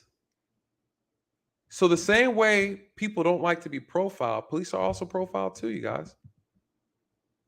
Right? So we got to remember the hypocrisy behind a lot of these statements. We got to be mindful. We got to be mindful. I love lemon pepper, by the way. I love lemon pepper. Lemon pepper, JR Crickets, yes sir. If y'all ain't had them JR Cricket lemon peppers, I don't mess with what's the other place? I don't think they chicken wings. They, as soon as some of them chicken wings be so small, they're like, as soon as the egg cracked, they done drop the damn thing in the oil. You know what I mean? Like, damn, let the bird grow. Let the bird grow. But yeah, I'm all about the lemon peppers. Let me see. Willie D. Let's talk about Willie D. Let's talk about American Deli. Hey, you know Chicago Rilla loves some wings. He knew exactly what I was talking about. Yeah, American Deli got some tiny ass wings. They should be out of business. Somebody need to go and do a health inspection, find out where they really getting them wings from. It's a bird wing, all right, but is it chicken? I don't know. Shout out to Chicago Rilla knowing all the food spots. Oh my God. Willie D. I don't believe it. Not a police department in the United States of America. I mean, you could say anywhere else, but America? Racism? I don't believe it. Anyway, fam, the backstory is a 26-year-old woman by the name of Leona Hale was riding in a car with a man, and the police pulled them over for suspicion of a stolen vehicle. This is according to the police. The man and the woman gets out of the car. The man hauls ass, jumps over a fence, runs away. The woman complies, gets out with her hands up, and the police tell her to get on the ground. She says, "I can't, I'm pregnant." At some point, not Mayo Wakanda. Y'all are silly. I'm sorry. I don't know who Willie D is. When he came out, you guys, I'm not that old. He looks old. I see he got the shirt on, Ghetto Boy. I see he got the shirt on. Ghetto Boys. I'm gonna look him up though. But again, he's you know, I watched this video and then a couple others, you guys. He's like, and I get it. He probably grew up in a time where, you know, I won't say that. I understand the frustration people have for this country. Absolutely. I don't disagree with it. Um, the anger and frustration is valid, but all I'm saying is we have to be careful how we push information out to our people, because it could be detrimental, right? That's all I'm saying. Be mindful how we use our platforms and how we push information to our people. Damn, Mandrill, like I'm telling you, I don't know the man. I listened to a lot of the rap music I listened to growing up was New York rap. I listened to hip hop stuff. So if he wasn't a New York rapper, I grew up listening to Wu-Tang and stuff like that, you know, Jay-Z. Other than that, you know, Onyx. But I don't know who this Ghetto Boys. I would never listen to somebody called Ghetto Boys. Just to keep it real. She tells the police there's a gun in the car. The police order her several more times to get on the ground. She says, I can't. They pull their guns on her. She gets scared and takes off running. This is when they decide it would be a good idea to shoot her because she was posing an imminent threat to society. I mean, she was about to kill somebody. I mean, she was going to kill somebody.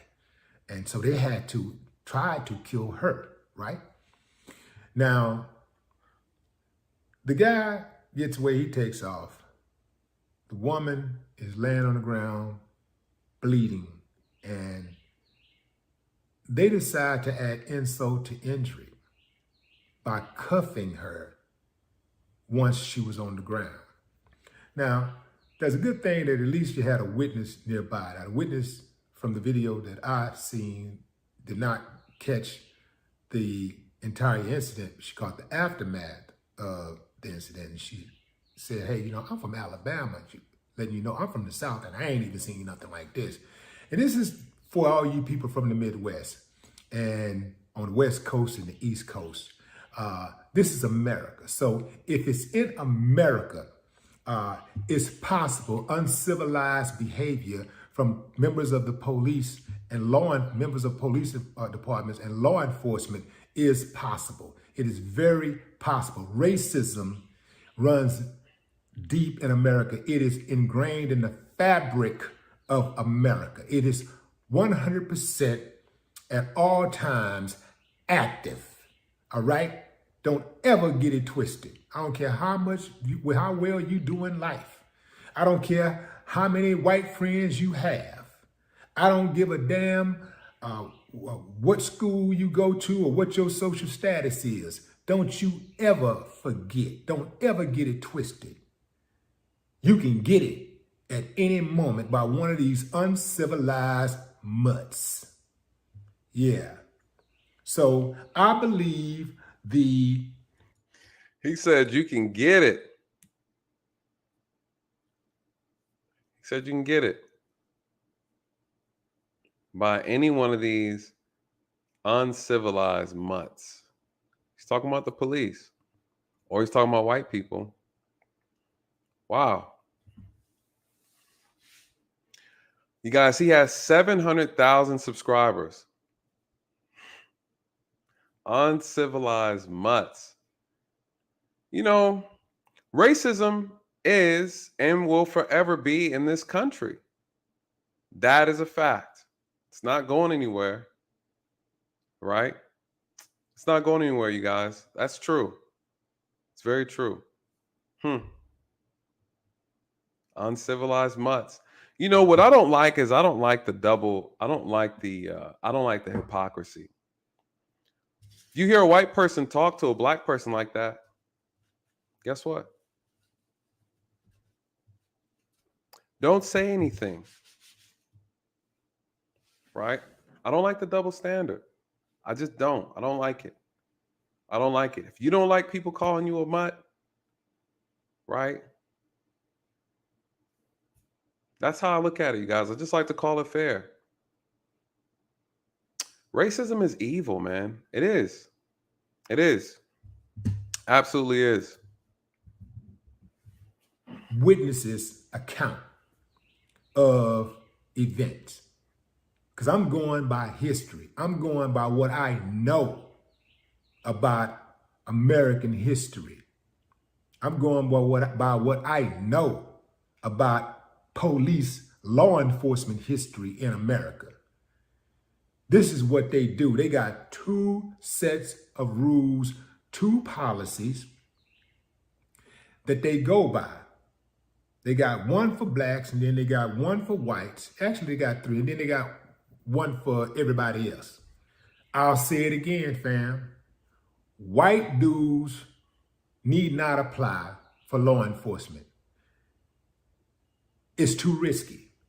It's too many of them who are racist. It's too many of them that are quick to blow the head off of a black person, quick to gun down a black person, and give somebody else so much latitude sometimes that that person, they'll get so relaxed that they'll give that person an opportunity to kill them. I mean, they'll let the person reach for a gun, move around, do all the ducking and stuff, do the boogaloo and all kinds of shit, and still won't shoot them. They'll let the person clobber them over the head with a bat and all kinds of shit, and they still won't shoot.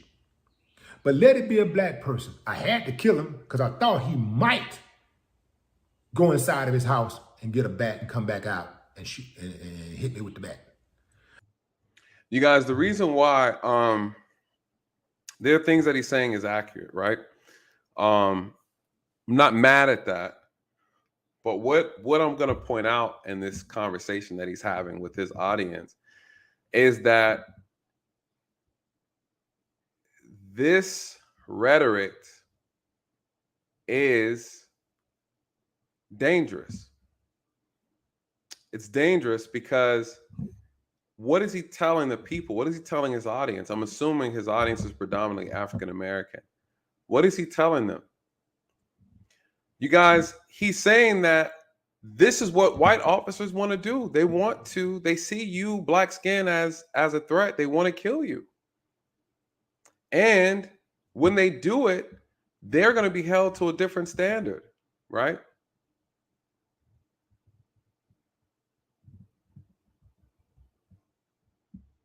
It's not that he's not talking or mentioning things that's not true. It's that he's using fear mongering. That's the danger of it. The glam goddess with the super sticker. Thank you so much, love. I appreciate that. Very glamorous in that photo of yours. Thank you so much for that super sticker, my dear. I appreciate that. I am going to have to listen to his music, the Ghetto Boys. I'm going to listen to it. I think what Willie D's unique experience, obviously he's older. Some people say he's from Texas. He's experienced more than likely unfair police practices. He's experienced corruption. He's experienced probably a lot of bad policing. I don't take that away from him. Again, you guys, I'm more about what do we do moving forward? We can't change the past. The past is a problem for sure. And there's some people who are working in the past are still working now. Right? There's still some bad police practice that are still active today. I hear it. I'm all for it. I'm saying make sure you talk to our people with the right information to keep them safe, right? Not make them fear. We have to stop preaching fear. Absolutely have to stop preaching that, you guys. It's not helping. It's absolutely not helping. And when you're saying things that lacks context, you're just talking to be talking. Right? You're just talking to be talking and you're pandering to your audience. A balanced message when these things are hypersensitive, in my personal opinion. I had to kill him because I saw the cell phone and it looked like a gun. It could have been a gun. Oh, what do you mean you saw your cell phone? You said you saw a cell phone. You just admitted you saw the cell phone. No, I saw what I thought was a cell phone. See how they can do it? They can shape it. They can shape the narrative any kind of way they want. They can lie, and then they can backtrack on their lie. That's true. Now, that's absolutely true. Case in point, if this is the case, guess what you should not be doing? It's in our best interest, you guys, and I say it all the time on this channel, we don't get anywhere by resisting. If you are wrong, you are wrong. Do not resist arrest. It's not good. You don't know what type of officer you're dealing with.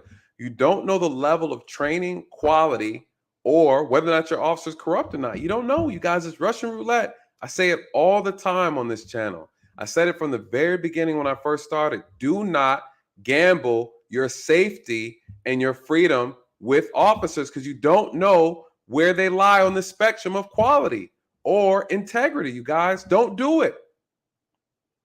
Absolutely don't do it. And time after time again, we see people who gamble. They gamble. If you're dealing with an officer who does not have the talent, the patience, the integrity, or the knowledge to deal with your resistance, you guys, he's going to take you up out of here. Make some of these officers breathe too hard. You're out of here. You're out. Let some of these officers taser not work. You're out of here. You're out. Touch an officer's weapon. You're out of here, you guys. Right? So again, I don't like his message because with that fear comes an irrational response. Now, when you get pulled over for something petty like running the stop sign, in your mind, you think about what Willie D just told you, and you're like, the police are out to get me. Or now you come with an attitude, and it's not necessary. It's not necessary.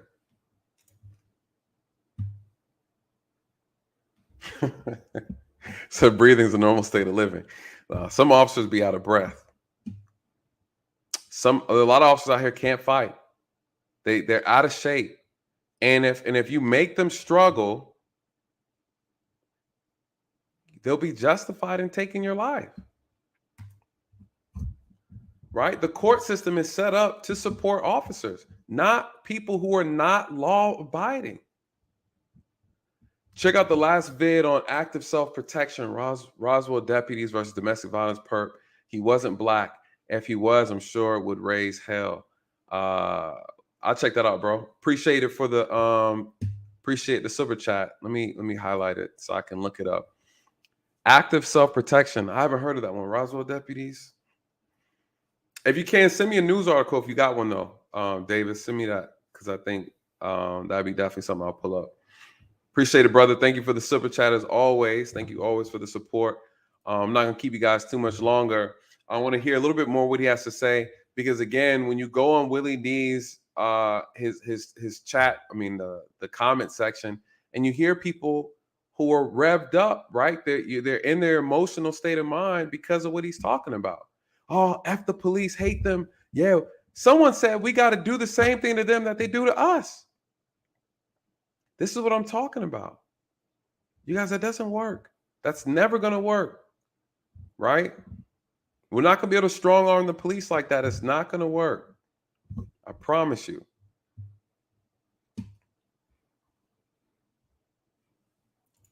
My bad. I might have missed it. What'd you say, Tony? Drop it again. No response to Brandon Tatum. I'm gonna do a video on Brandon. And fix it up any kind of way they want to. Let me fast forward. A lot of them won't say anything, just like with the gun laws. A lot of them won't say anything because they don't want to jeopardize that seat that wields that money and power. They don't want to do that. They do not want to do that. Whole bunch of cowards running this country, fam. A whole bunch of cowards. And we're talking about people who are given the power to be able to say, do this, you can do this. These are people that without the backup of the government, without the backup of a machine gun or something, these cowards wouldn't put your duck in the pond. But they talk real slick because we've enabled them. The family absolutely has to sue. I don't care that. Well, I won't say I don't care that she survived. I'm glad that she survived, but. Shout out to Charmaine Moore. Thank you so much for this PayPal donation. Thank you so much for the $20. I really, really, really appreciate it. Want to make sure I shouted you out since I can't pull it up on the screen. You guys, Ted Cruz is a big one. Where's Willie D live? You know, honestly, I'm not mad at Willie D. I think a lot of times people are talking from just frustration, irritation. Things have not gotten better with the with policing in this country. I'm not gonna lie. I've seen it. You've seen it. I've worked the job. A lot of people have experienced it. People are not happy. They're not satisfied. I completely agree. I see you. I see you, Norris. Send me an email because I didn't get a request. Send me an email. I want to make sure I take care of that. Please send me an email. If the moderators, you can drop my email real quick in the chat for Tony. Shout out to you, Norris. I want to make sure that stuff gets to you properly because I don't remember seeing anything in there. I want to make sure I take care of that. Please send me an email, Norris, or hit me up on IG, Real Nathan Daly as well. That's also an easy way to get a hold of me. You guys, he's right about the cowards running this country. I mean, we do have people who just aren't doing their job, man. They're not doing their job properly at all. We know it. We see it. It's a bunch of games people are playing, politics. Okay, Mandro said he wants to come up. Bring my boy Mandro up here. He want to talk. He want to talk shit. I'm gonna bring him up. Shout out to Dre again. He says, amazing. I'm in uniform tonight, and the amount of black men coming to me and shaking my hand, telling me they appreciate what I do and be safe. Whoop, whoop. That's what I'm talking about. We're not all lost. Some of us are misguided. That's true. Shout out to Dre. He's Dre's on the job.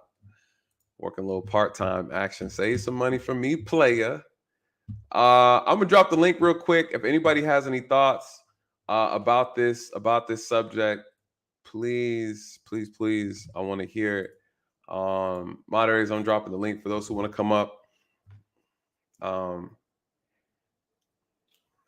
Yeah, Dre, be safe out there. Don't overdo it tonight. But Dre is absolutely right.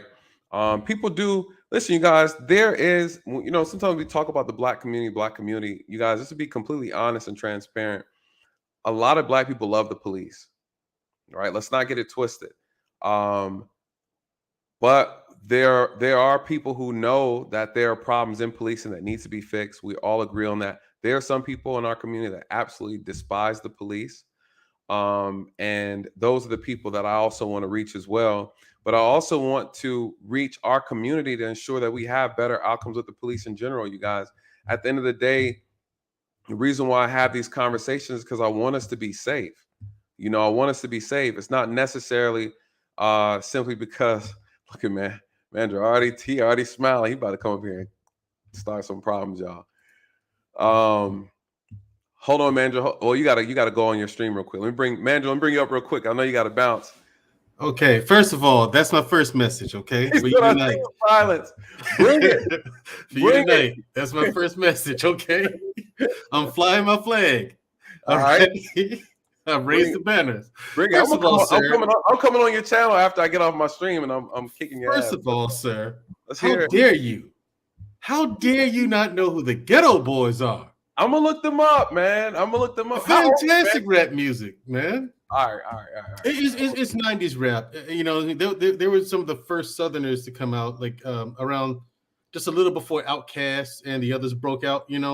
Okay. But yeah, Bushwick Bill, Scarface, and it was Willie D. Oh, I know Scarface. Scarface was part of Ghetto Boys. Yeah, him, Willie D, and Bushwick Bill, the little short midget. I don't know Bushwick Bill, but I know Scarface. But yeah. Okay. Yeah, those guys. Fantastic, marvelous production. in Well, concert. look, they started when I was born, so that's why. What year were you born in, Nathan? Man, 86. Okay. All right. Fair enough. Thank you. Thank you. Thank But my you. sister knows who the Ghetto Boys are. How does your sister? Shame on you. She's born in what, 80 something. All right, but she had you. You was listening to the music. Yeah, around. true. And we had cousins who listened to the music as well. You know, all we played in my house was reggae music. So for a while. Yeah, you're from the Caribbean. Yeah, so you had a lot of that. Yeah.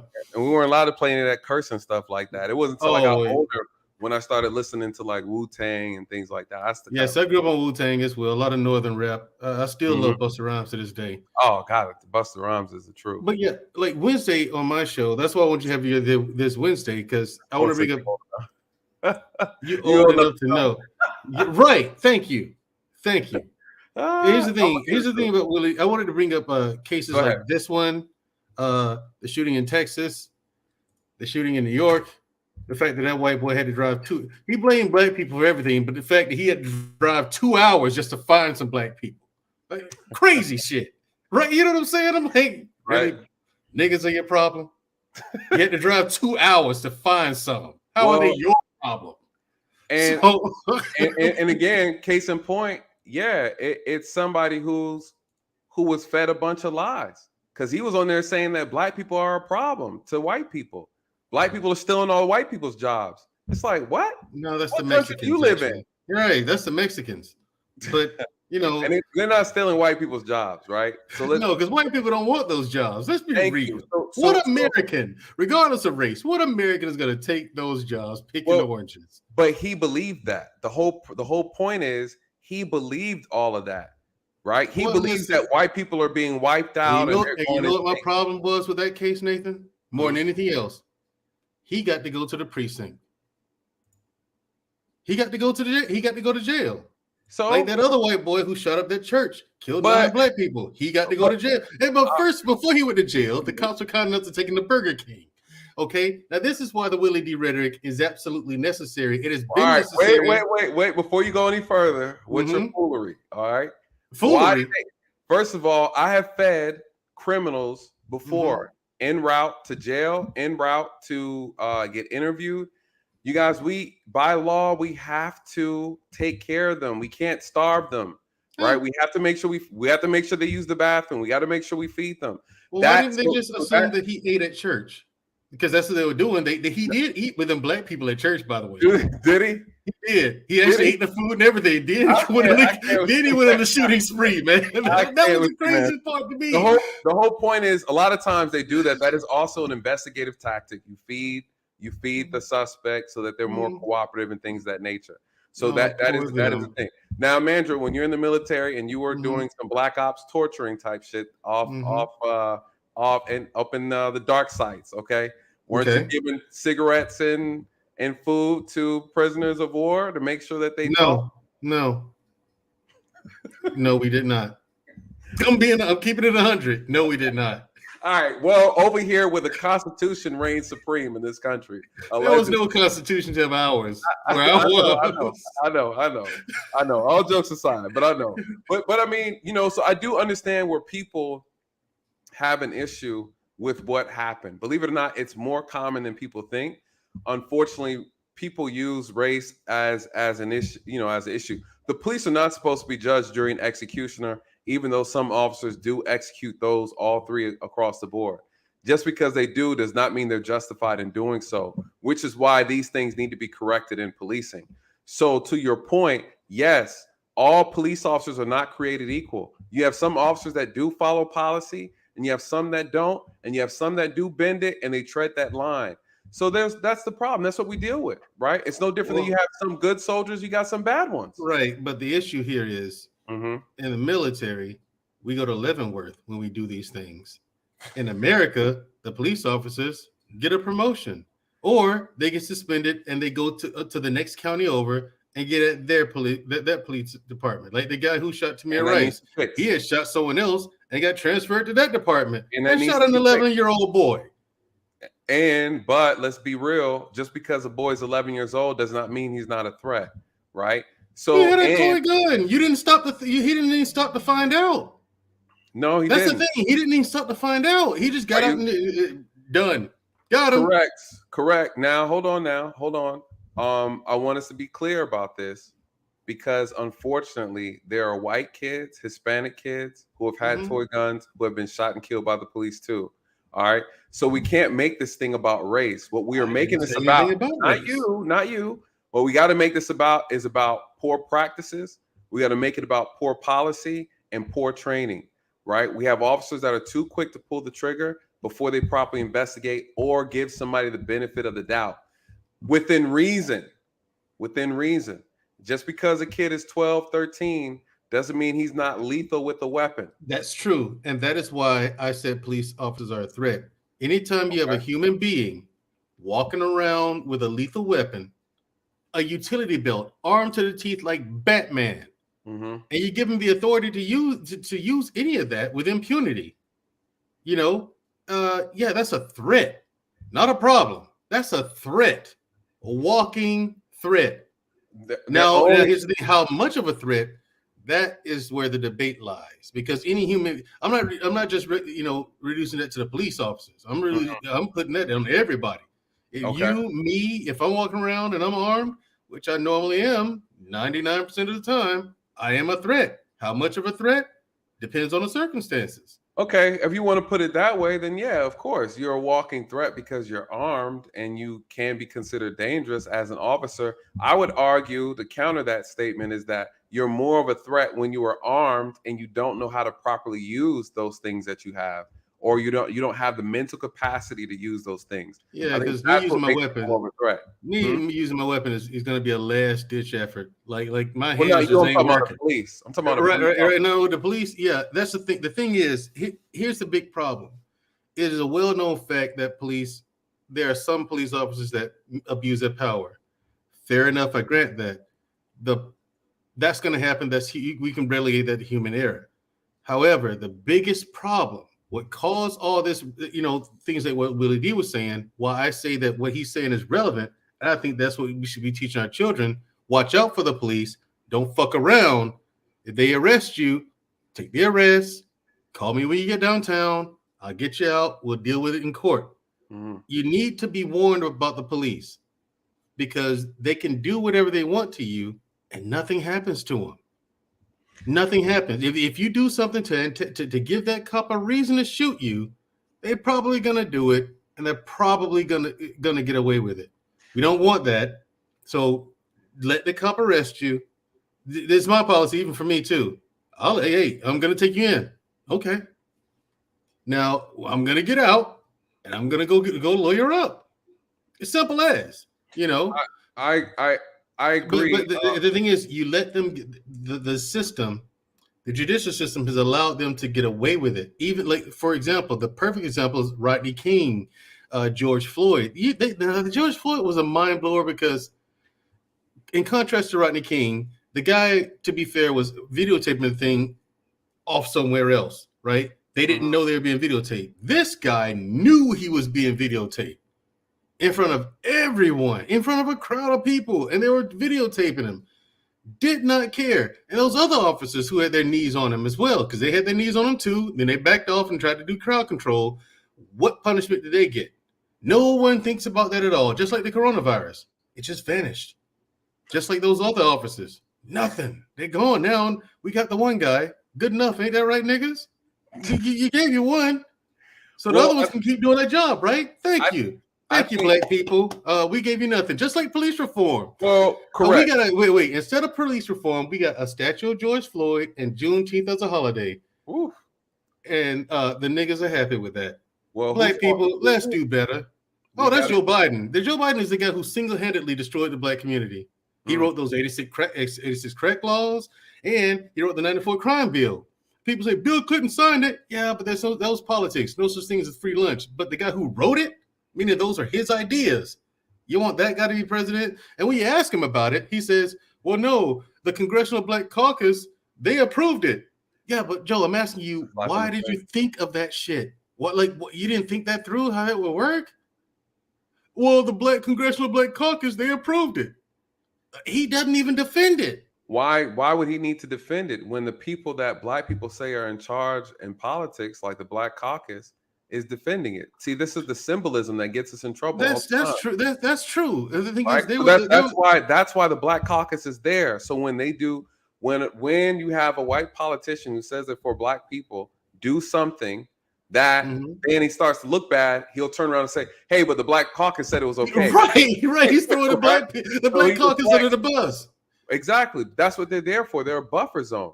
And again, to your point, a lot of these things don't change or get fixed because we don't know how to use our political leverage to actually fix them properly. And that's why. How do you fix this whole thing with police reform? Because I hear what you're saying, Nathan, but it's to the point. It's to the point now. And I'm telling you, whatever you're gonna do with your Blue Phoenix initiative, do it fast if you can. Whatever it is you're trying to do, man, because this situation is already out of hand. It is. It is past the point of no return. If the government wants to fix this, there's a lot they're gonna have to do. And unfortunately, qualified immunity is gonna have to go because that's been too publicized and politicized. People are already on board. So many people are already on board with getting rid of that. That's gonna have to, unfortunately. And I say that because there's some parts of, if it's done correctly, all right, qualified immunity is a thing. I get it. Right. But they're gonna have to modify that to the point to where it's watered down more so than Obamacare. Okay. It's ridiculous. It may as well be nothing. You know, like the whole thing is making a police officer an independent contractor and having them get their own insurance and stuff like that. Ideas like that you have, I'm on board with stuff like that. And all the way. But this is the thing. The only way these things work is people have to put their votes together and vote for someone who's actually going to push the ideas. These things have to happen on a local level, right? Our community is politically ignorant. Let's just be honest. We don't vote properly. We don't use our votes properly. We keep getting played over the same thing. They'll never get rid of qualified immunity. We can kiss that goodbye. What we can do is modify it. It needs to be modified. You either get rid of it, but you have to replace it with something better. And then my suggestion was the insurance, the police insurance, along with the police license, and you can sue an officer directly. You know who else had that idea? Ice Cube in that contract with Black America plan that he had a very, very similar idea in there, policy in there. But the you know, and I'm no Republican by no stretch of the imagination, but Joe Biden, holy shit. Joe Biden wouldn't even sit with the guy and talk. At least Trump said, well, come over. Trump said, come over, let's sit down and we'll talk about it. Let me look at what you got and let's negotiate. But see, I understand that. But again, our community pushed back on that. Yeah, because they're like, why are you meeting? It's like, why are you meeting with Trump? Like, of the two, I asked both of them. He's the president, number one. He said, but he asked both of them, the Trump administration and the Biden campaign. And Biden still haven't met with them. Right. And Biden said, well, we'll get to you when we win the election and everything. Yeah. So now the midterms are coming up and Republicans are going to have the House now, probably the Senate too, and nothing can get done because they're going to filibuster. Well, we're not voting. Again, we're not voting properly on a local level. We don't understand how politics works, which is why we keep complaining about the same things. We're not buying our politicians like everybody else does. You guys, politicians cost money. Because it's lobbies. Why do you think there's no gun control laws? The NRA is not going to have that. They're going to agree. And how do you have a whole country being ran, right? You got a corporation that can tell a government official what to do. Make it make sense. Because politics today, what people don't know is politics today is nothing more than a job interview. That's it. They go and work for these places, like they work for the NRA. They work for pharmaceutical companies. They work for everybody but the people. Right. They work for General Electric, and they go make $1 million a year salaries after they leave politics. But they have to, while they're in politics, they have to swing that vote in favor of these companies. Right. Well, if they do a good enough job, then they get that phone call. All right, don't run for re-election. We got you, and they do. Yep. And again, we don't understand that piece, but this is why we're not getting anything done. To be completely honest, the whole system's corrupt. Let's just be real. The entire thing is you almost have to wipe out the entire thing and start over from scratch. Unfortunately, the whole thing with the police department, though, it's like because I want it to be better. You need police. Let's be real. Okay. And the worst thing in the world, I heard someone say, we should have a private police company. I'm like, you think it's bad now? Yeah. You think it's bad now? No, fuck that. I'd rather deal with this. You don't know what the private companies are going to do. You don't know what you're asking for. You do not want a private police department. You do not. It's too much. It's too much. It's too much power. Too much unchecked power. Yes, they have no one to answer. Then they have no one to answer to. Yeah, and that's just like the prison system. They don't answer to anybody. Prison system is just as bad. I mean, there needs to be. It can work, but we the people, we have the power to do it, but we're not galvanizing ourselves together on one cause. It's too much division. Well, also number one, there is division. Yes, however, the biggest problem is that people, they're beaten down, they're demoralized, and they're just beaten up. Oh, I mean, hundreds of years of this, literally, hundreds of years of it, people are just beaten up, and they don't trust the government as a whole. So they feel like their vote doesn't matter. Truth be told, your vote really doesn't matter. But you don't know that for you sure. Don't know. I know. I see behind the curtain, dude. I mean, you know, but here's the thing: if enough pressure is put on them, yes, that's the thing. That's the thing with government. You have to make them do it, and that's the one thing that FDR told Martin Luther King. You want all this, Martin? Yeah, make me do it. Make me do it. He told it to Martin Luther King to his face. Make me do it. Make me do it. Because the thing is, he wanted to do it, but if he did it, right. Hold that thought. Let me get Dre in real quick because Dre's at work. Hold on 1 second, Mandrew. Oh crap. Okay, yeah. He wanted to do it, but if he, I want to hear Dre. What you got for us? I know you're working, man. Yeah, I had to jump in real quick, man, because a lot of tomfoolery going on. Yeah, I understand exactly where Dre is coming from, but you got you got to understand. There's a lot of emotion in it, and unfortunately, we're totally devoid of facts. We should have to understand what a qualified immunity. Teachers get qualified immunity. Judges get qualified immunity. There's a lot of hands in that pot, and the problem is when we go to the polls, we only click on incumbent. We don't vote our interests, and that's the problem. We vote on names or whoever they saw on TV, and that's the problem. You can't complain because half the black race don't even go to the polls. They don't even vote because they think they vote don't count, but yet still complain. Yet you have no right to complain if you ain't voting. You know what I'm saying? And that's the thing. We don't educate ourselves with the people that sit up there want to represent us. But then when we put them in office and they don't represent us, now we're complaining. They feel like it doesn't matter, brother. They feel like it doesn't matter, brother. But you know what? But here's the thing, though. But we have to take responsibility for that. You can't blame anybody else. We need to look in the mirror. But at the end of the day, when it comes to police reform, it has to start locally first. But that's the people who are in these communities.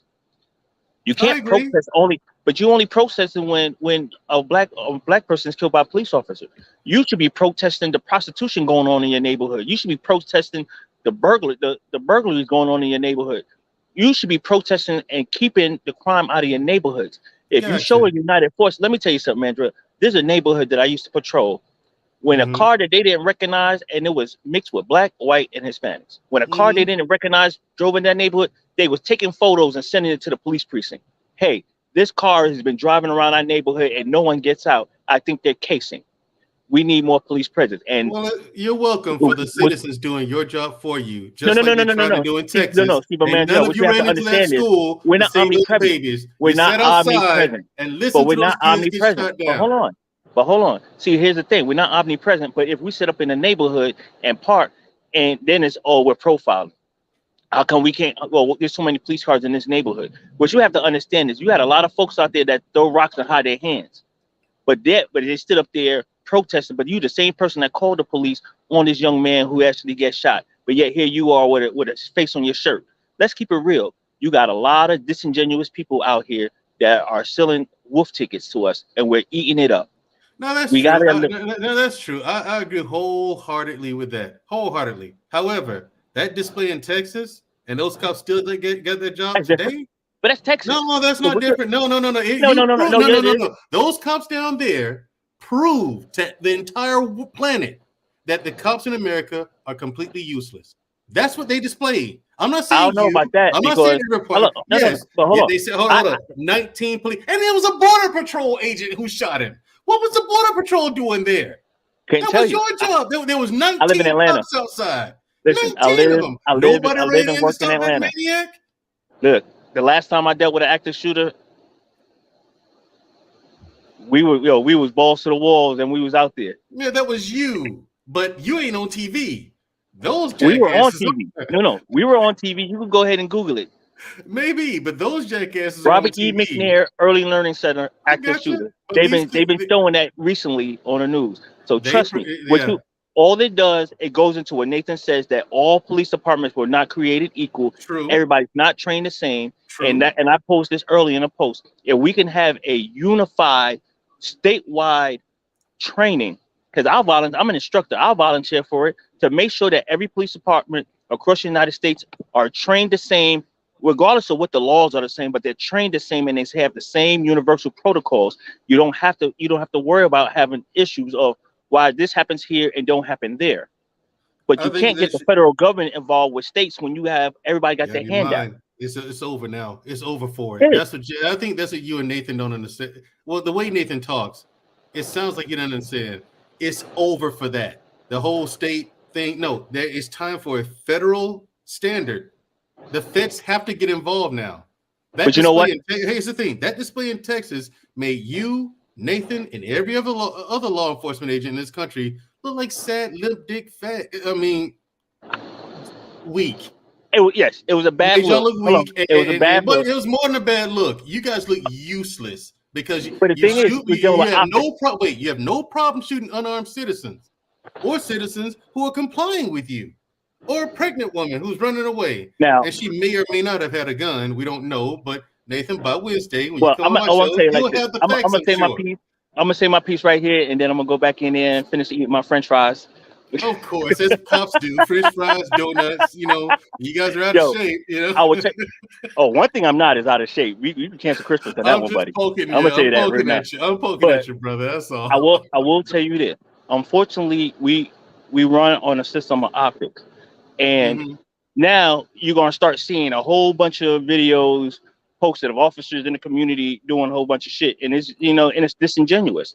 But what you have to understand is you have departments that have unions that are very powerful that buy politicians that get them in lobbyists. We need to buy our own lobbyists that sit up there fighting on our cause.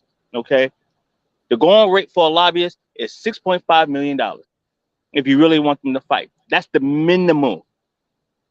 But what happens if you have these you have arms dealers, you have these corporations that are going behind, that are going and buying politicians. Hey, when you get voted out, we got something waiting for you because we want you to work on our behalf. I forgot the name of the politician who signed all these laws against legalizing marijuana. Now that he's a politician, white dude, now he sit up there smoking weed and lobbying on behalf of the cannabis companies. Come on, make it make sense. Yeah, I know who you're talking about. So think about it. But the thing is, there's plenty of them that I told Nathan. Politicians today, being a politician, it's a job interview. Let me break this down to you. And JB said on his whole page that I'm very bougie. And the reason why I'm considered bougie, I'm gonna tell you, the reason why I'm considered bougie is because I tapped into a group that showed me that there's a lot of stuff that's been purposely kept away from black people. Yeah. When I tell black people that there's whiskey out there that costs $450,000, they don't believe it. But it's there. They don't understand that if you buy a watch and the watch is over $100,000, it's no longer considered a watch. It's a timepiece. Yep. If you buy a pen that's over $1,000, it's a writing instrument. There are things that are so beyond our knowledge that we can't comprehend it. And that goes into a lot of the stuff that's going on right now, which is called facts. Facts are so beyond our realm of possibility that our emotions and our creativity of our narratives and our opinion is what we believe more so facts. And when we see facts, you know what I'm saying? Not saying, look, I'm not discounting any bad activity by any police officer at all. I know. Because there's some fucked up officers out there. I'm not going to lie. But at the end, leave my bougie water alone. All I'm saying is. But at the end of the day, you have to understand, like any job, you have some fucked up people up there that you wouldn't even let them sip your water. But at the end of the day, we need more black officers to sit down and to weed out all these bad folks so we can take control of our communities. And I'm telling you, I've been here since 8 o'clock. At least 15 black men, ranging ages. I appreciate what you do. I feel safer that you're here. And this is a goddamn rich neighborhood. I ain't gonna keep it. Apartments here See, like there it is. $3,000 for one bedroom. Yeah, of course But you control the rich neighborhood. I mean, look, I'm in downtown Decatur. I'm in the city of Decatur. So, but I'm just keeping it 100. But these aren't. But I'm saying is these aren't rich black men that are coming to me, thanking me for what I do, appreciating my presence. Because at the end of the day, when I first started working, I say, listen, people came here to have fun. I'm not here to harass anybody. I'm not here to bully anybody. I'm here to sit down and watch some I can't tell you where I'm at. I'm here to watch these people have fun, enjoy their family and their friends while they're doing what they're doing. But there has been an instance when folks here got a little unruly, got a little drunk, and put hands on some of the staff. I'm here to protect them as well as the patrons in the spot that I'm at. That's my job. If I got to take an L to make sure that somebody goes home safe, I'll take that L. But at the end of the day, I know that I did what I could to make sure that everybody that paid their money to come in here is safe. I can't say that everybody comes to work with that same mentality and that same attitude, but that's how I come. Right. And I can only lead through example. All this jibber jabber that we're doing don't mean shit if we're not doing it with action. People have to see us doing it and not up in front of a camera. Yeah, or in Texas, listening to There babies. you go. Here we go. Here's the thing. Hey, Millennial Mark, you have a good one. I'll play this, fellas. Nate, you have a good one. I'll be in the chat. Look, I'll be in the chat. So bad. Yeah, have a good one. God. All right. You too. All right, bro. I was pissed off, man, but I gotta go because I was. You want to bounce? I want Millennial to get in your ass and all that shit you talking. I can't do it. He got nothing for can't me. do it. Hey, look, I ain't got it. I was like, damn, he gonna bring me in behind him, man. I ain't got shit on him. Because you know I stand on it. I know. I got more. I got like, damn. Nathan, when you come to my show Wednesday I'm night. coming over there. Okay, what you talking about tonight, man? Oh my God, I'm ready for you. What you talking about? God, you're gonna have some stuff to answer for, Nathan. See, I can act a fool over your channel. My people know I got the professional over here. You're right. Gonna drag your ass. My platform is a little more lenient and laid back. More. But all right, shout out to you, bro. Hey, if you could drop his link in the chat, moderators over for Black Men Unfiltered. I'm heading over there right after this. If you guys want to see a WWE boxing match, I will be going over Black Men Unfiltered tonight, and I'm about to drag Mandrill for coming over here talking shit. Good luck with that. Thank you for having me, man. Anytime, Appreciate bro. it. Anytime. All right. All right. Oh, he is a fool, man. Hey, look, I couldn't. Don't tap me in. I was like, damn. I mean, he going. What's good? I'm non-confrontational. I know, man. I know it. Oh man, no, man. The only thing I really want to talk about, which I'm glad he didn't talk about it because I wouldn't have had it no more. Was the situation where they had the lady with the green hair, and you notice how much energy the media, like they love to pretend like they care when it's not when it's the police versus us. They just look at what the police is doing to the poor Black community, and it's like, but when you look at Buffalo, it's like this happened in Buffalo. We'll air it every now and then. No effort. But when it's going to stir up our emotions, and it's with law enforcement who they can easily divert themselves from because they're not a part of that group, then they care about us. It's such a con game, man. It's a con game, dude. I feel like we just get played and manipulated by the media so easily, man. And people read us like a book because we wear our emotions on our sleeves, so people know how to trigger us every single time. They didn't give Buffalo, New York, any type of press consistently. They're not. I mean, it's still an ongoing thing. You don't hear no updates on it. I care about all issues. I care about everybody who's lost their lives by any type of evil act. The situation going on in Texas, people are on top of that every step of the way. Every day, updates from their families, update on how it's affecting them in their lives now that their loved one is gone. But there's just no, we're swept under the rug, and that's what I don't like. You know, it's like some backroom shoulder bumps and nudging going on. Just Right. like when they, you know, I don't know if this is something you covered or you heard about when they invited the Korean pop group or whatever to the White House to talk about Asian hate. Right after, you know, there was a mass killing of those kids here in Hispanic Texas. community. Yep. You know, and it's just like, hey, watch this. We're gonna piss them off. Let's talk about Asian hate. Right. And you know, the slap in the face is, you know, my thing is they know how people feel. They hear it. So it's not like they're oblivious, right? I think too, someone had mentioned the thing about the Asians going there too. And I was just like, you know, at the end of the day, this is why it's important for us to have our own media, right? Push out our own and stay on top of our own, have our own journalists to push the facts, not propaganda, not things that you think Black people want to hear. Tell us what we need to hear. Tell us what we need to know so that one, we can move about this country properly, we can protect ourselves properly, and that we have an idea of who's for us and who's against us. And, you know, the thing with the Buffalo situation that I did not like is that when I covered the Trump was at the NRA, he was having a conversation. You know, everybody talks about the mass shooting at Texas as if there wasn't one in Buffalo, right? And the Buffalo shooter, what he did was evil too. So it's like this thing where it's just like we just want to focus because well, they're kids. Yeah, but we're talking about people, right? These mass shooters, and when I talk about, I say Buffalo, Texas, I talk about the Sacramento, talk about the church. You know, there was a Taiwanese church that was shot up, you know, by an Asian man. Now we have a situation in Tulsa. You know, you have to speak on all of them, right?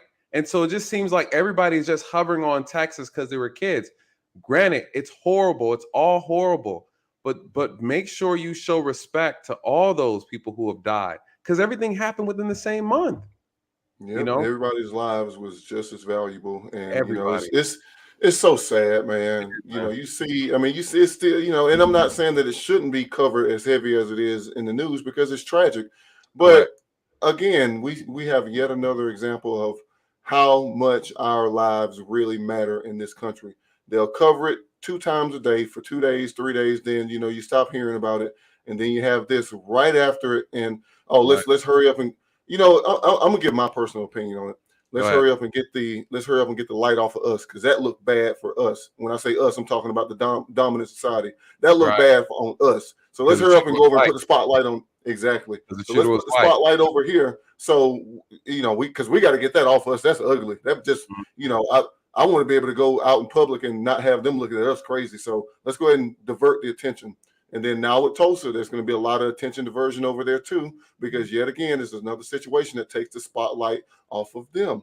But in both of those situations, I've yet to see any direct racial implication behind either one of those shootings, but you see all race motivated implications behind what happened in Buffalo. And we've been saying over and over and over again that this kind of stuff is a problem, that this is what we're experiencing in this country. And I feel like, you know, we as a people also have to show publicly how much we do love each other, because it's like our pain that we have within our community, sometimes it can get overlooked because it's like, well, they don't care about each other anyway. They're always killing each other. Look at Chicago. You know, that's the first straw that gets pulled. Look at Chicago. Yep. That's very true.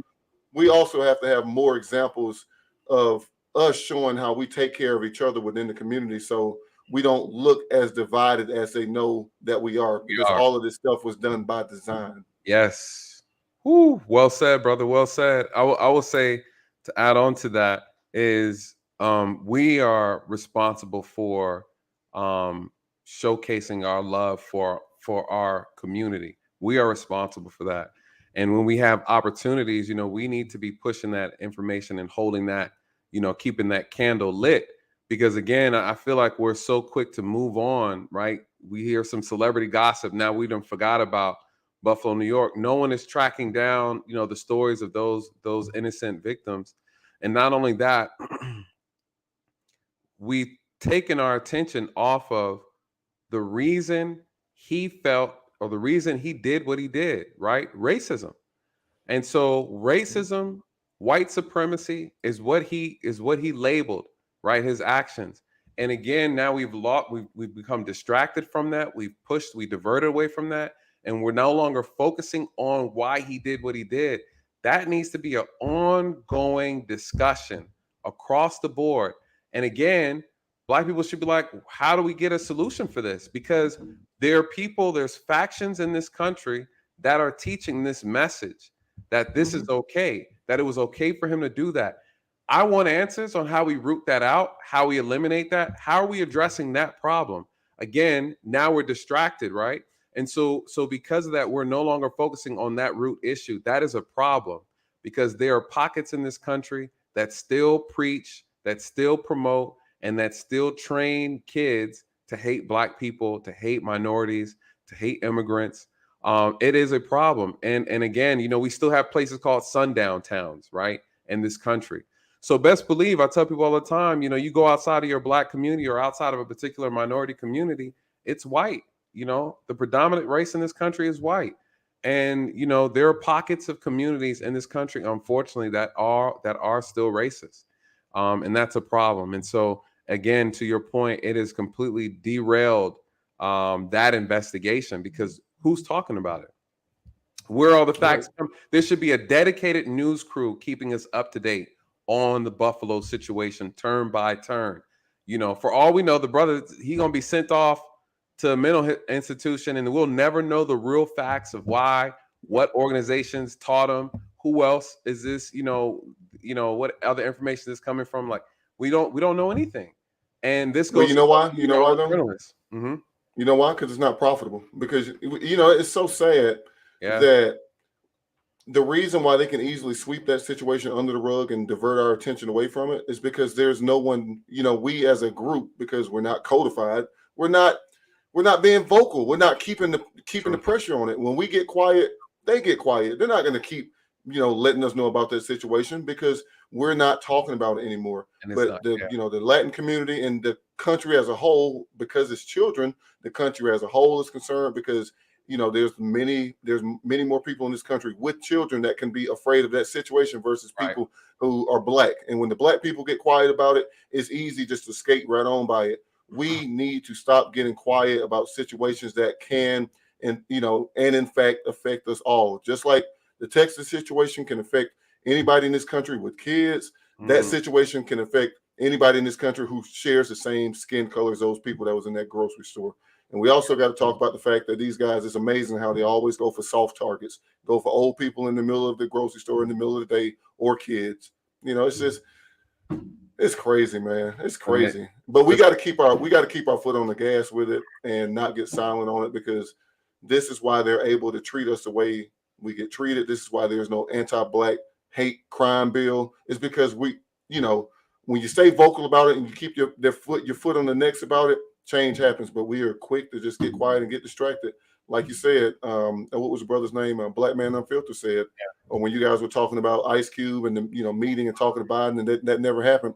It's amazing how when a Black man wanted to come to the table and talk about something that would be productive to the Black community, and they threw that on the back burner and said, "No, we're just gonna go talk to Cardi B instead." Which she made a song talking about something that affects you guys. So let's talk to her instead.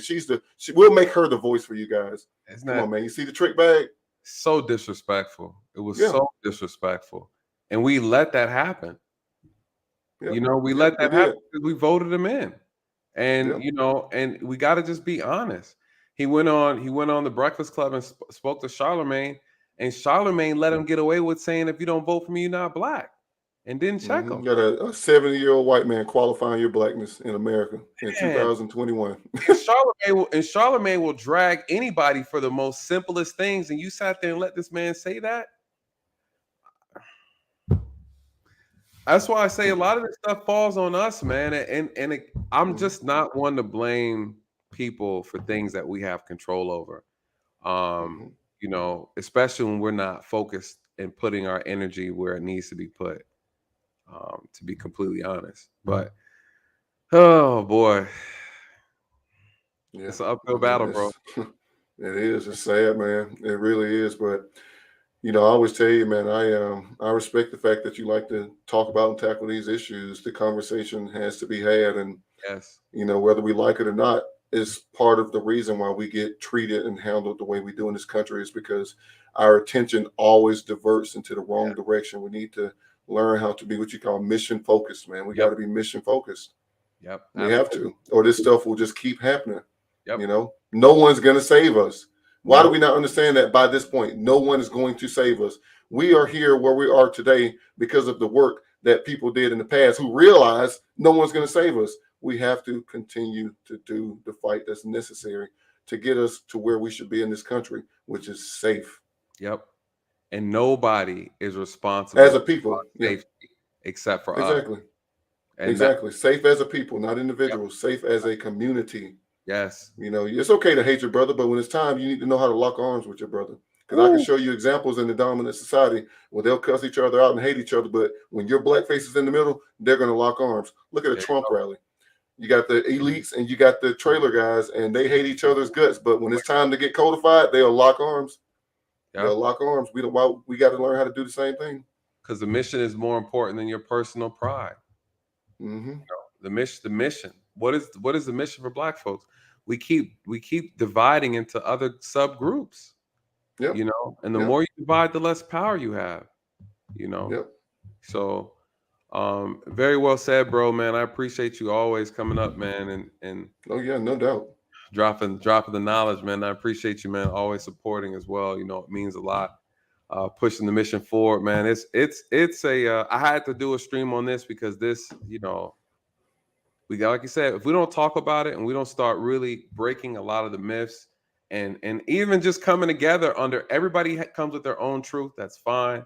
But we got to get under one mission in order to really rally together and actually get some things done. But we need to know the real stuff, the real solutions. And we got to be willing to hold ourselves accountable too when we make mistakes, right? We can't be afraid to be criticized from, Right. you know. And we also have to put a microscope on some of our supposed black leaders, the Congressional Black Caucus. Why they're silent. Where's Ben Crump on Buffalo? He's silent. It's like, you know, it's not profitable. It's there ain't no money in it. Yeah, there ain't no money in it. Why? I ain't No gonna money talk in it. about that. But when it's time to make some money, oh, look at the harm that the black community. Oh man, get out of here with that bullshit, man. Come on. You know what I mean? It's like but we continue to fall for the con game, man. It's like, man, we need to realize that there's our bodies, when our bodies drop, depending on who's dropping them, when there's money behind it, Money involved. then all of the supposed people who care about us come out of there, come out of the cave, man, and to get it's the crazy. check. To get the They're check. trying to get paid, man. Yeah, but that's all I got, man. I appreciate you, bro. It's a nasty game. Appreciate you, It brother. is. Appreciate you, man. All right, man. I'll see you later. All right, bro. All right, Miss Watchman, I'm about to bring you up. Let me go through these super chats real quick. Wicked Intentions, thank you so much for the super chat. I appreciate you. Appreciate you. All love there, showing all love. Kingdom minded. Officers aren't allowed to shoot perpetrators that's not an active threat. So Nathan, please don't use my government's name. I promise I won't. I won't. Yeah, we're not supposed to shoot unless the threat is active, and I think that's the problem. You have some cases people are looking at where they're saying, "Hey, well, this officer in this case shot this person, like a Philando Castile. He wasn't an active threat." That's very true. That officer should have never done that. The officer should have been prosecuted.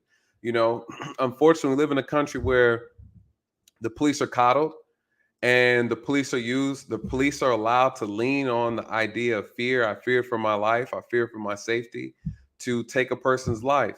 How do you measure that? That's not something you can measure. We need to get away from that and use people's merit, knowledge, and experience to measure their ability to actually execute the job properly. So too many excuses are made off of that statement. Unfortunately, you guys, I didn't make the rules. I just play in them. And I'm now coming back and saying we need to change these rules. And this is how you do it. Right. So don't shoot the messenger. Deanie says, I was one of those who were extremely pissed off when I heard the news initially. And honestly, I don't regret it. I fear the day we lose our humanity. I understand that. And I definitely agree with you. And I think it's okay for us to be angry when we hear things.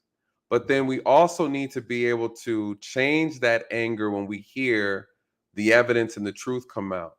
Right. I think the problem is a lot of times the distrust has gotten so bad that people don't even believe the truth when they do hear it. And at the same time, I can't blame them. I can't. You guys, the police, the profession has been abusive for a very long time. Very long time. This is a fact. People are tired. So I don't blame people for being upset. But I also say there's a way to fix it. So we got to make sure we can't accept it, right? We can't accept this as being the standard and the norm. We just can't anymore. And I'm saying we have to do something about it. So shout out to you, Deanie. I appreciate that. Super chat. Shout out to Matt G. Says if you put Willie D through some prism training, he would realize how ignorant his comments were. Shout out to Willie D. He don't know no better. I tell Willie D. I think I heard a video I was watching on him. I was pulling up some of his content. That brother hates the police, y'all. He hate them. I was gonna say, Willie D, why don't you come on and do like 6 months police training? Get in the uniform, see what it's like. This is what I say. I say, people always tell me, the KKK snuck into the policing. I said, yeah, they ain't here. I said, then what? What you gonna do about it? What we should be doing is sneaking our own people in policing, right? And oversee the overseers. You guys, it's common sense. Everybody does it. I'm not saying get in there and be corrupt and be criminals. I'm saying get in there and do the right thing. Watch those who are watching others. That makes perfectly good sense to me. What would it look like if a lot of our best and our brightest in our community put this uniform on, right? Law enforcement, corrections, right? And did the job and out here snitch. Matter of fact, how about this? This is what it is. This is what it is right here. And Miss Watson, I'm gonna bring her up. She's gonna agree with me. How about we go into the police force and snitch on the bad cops? How about that, y'all? How about that? We go in there like spies, undercover black folks, right? We call ourselves Operation Chocolate. Operation Chocolate. Shout out to Jill's Chocolate Boutique. Said, thank you, Nathan, for being our village voice. Great stream. Thank you so much, love. I appreciate you. Appreciate you. Operation Chocolate, right? Shout out to Matt. Shout out to Jill's Chocolate Boutique. Operation Chocolate, right? What do? We go in there and we watch, right? We snitch, right? We expose the things that are not right, that's false, that's illegal. We go in there and we expose and we come back with the evidence. We snitch, we report, we do whatever we need to do to make it happen, right? Operation Chocolate. What would that look like? What would that look like, Ms. Washman? Shout out to you. We go in there, go and infiltrate the system and tell on the corruption. What about that? How does that sound? Well, you, Nathan, I agree and disagree with you. All right. Because in order to be a snitch, you have to be a participant. But a participant now, because we all are. So it's the Operation Chocolate Chips. I love it. You're right. You participate, but just because you participate doesn't mean you're a bad person. I think sometimes. If you become in order to be a snitch, you had to have a hand in the deed that was done. Oh, I see what you're saying. Operation Spotlight would be better. I like that. Because what you're doing is you're going in and you're doing exactly as you said. You're shining a bright light on the corruption that you see. That you can't just go in one by one, and that it has been the problem when good cops go in trying to do exactly that.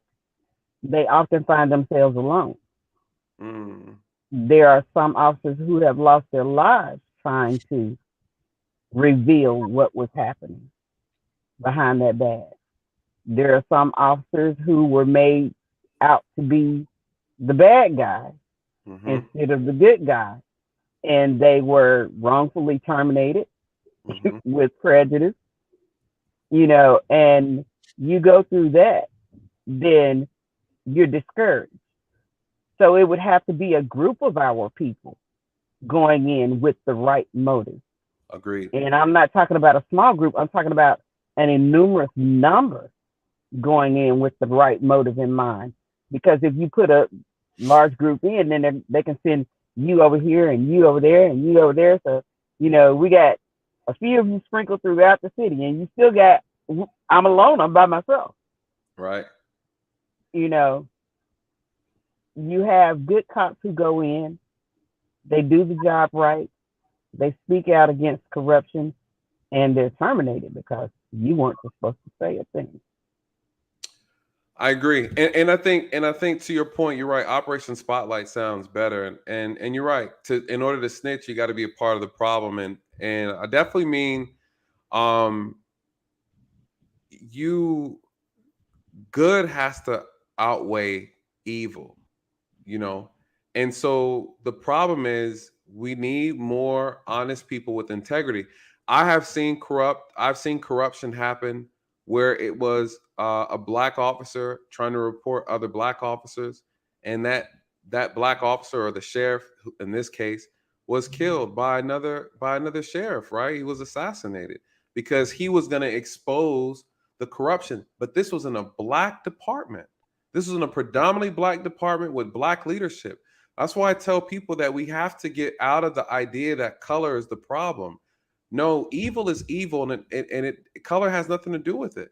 You know, right is right, wrong is wrong, and the skin color means nothing. When you have officers who are robbing drug dealers, they come in white, black, brown, and Asian. It doesn't matter. You know, corruption is corruption.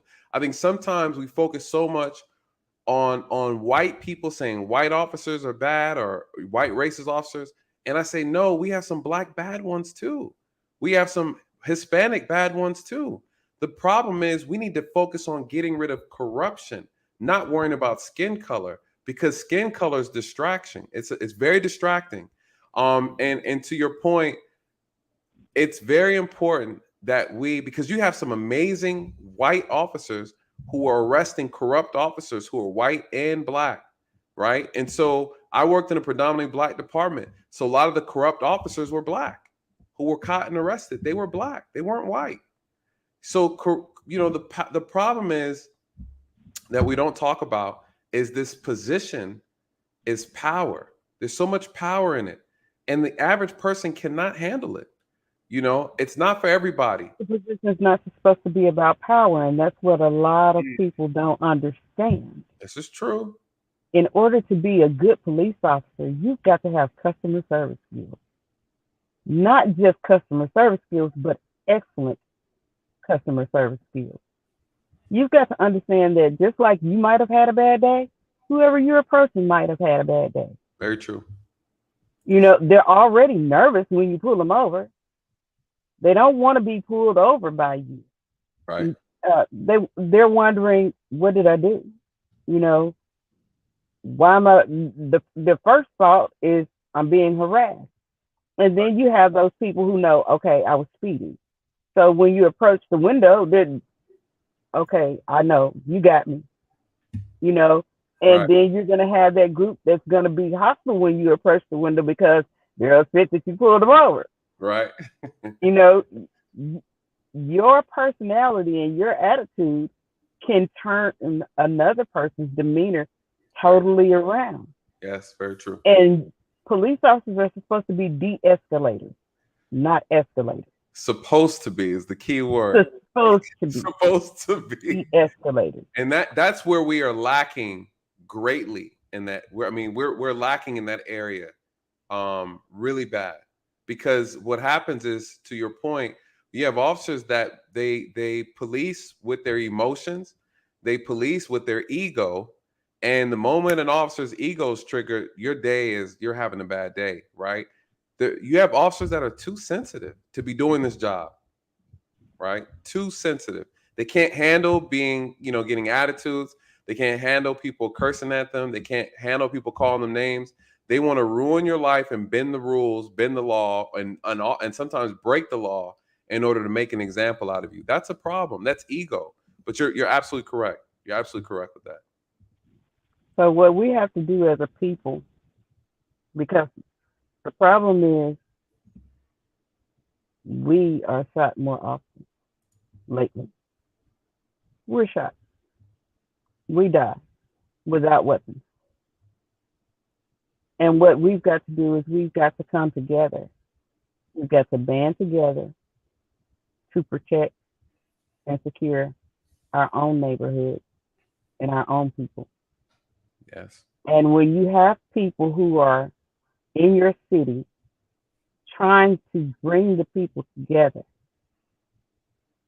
instead of, oh, I don't know you, and then trying to put a bad name on somebody you don't know about an effort they're trying to make to be the protector of the people. Go to some meetings with them. Mm-hmm. Take down a number or take their social media profile and say, okay, let me see what you're doing on social media. Let me see how you're talking on social media. You know, because a lot of people put everything on social media. There's some things that I want to say to our people that I would never say on your show or anybody else's. Because there's some things we need to go behind closed doors and do. Correct. We've got to learn how to give one another an opportunity to prove themselves I agree. instead of believing that there's an ulterior motive other than keeping us safe. It's very true. If you have someone who comes to you and says, okay, I want us to sit down at a table together. I want all of us to come together and sit down at a table and first learn how to trust one another, learn how to love one another, and come up with a plan to secure our neighborhood, then believe, okay, I need to at least give you a chance and sit down at the table with you and see what you're talking about. I had to tell a manager at a gas station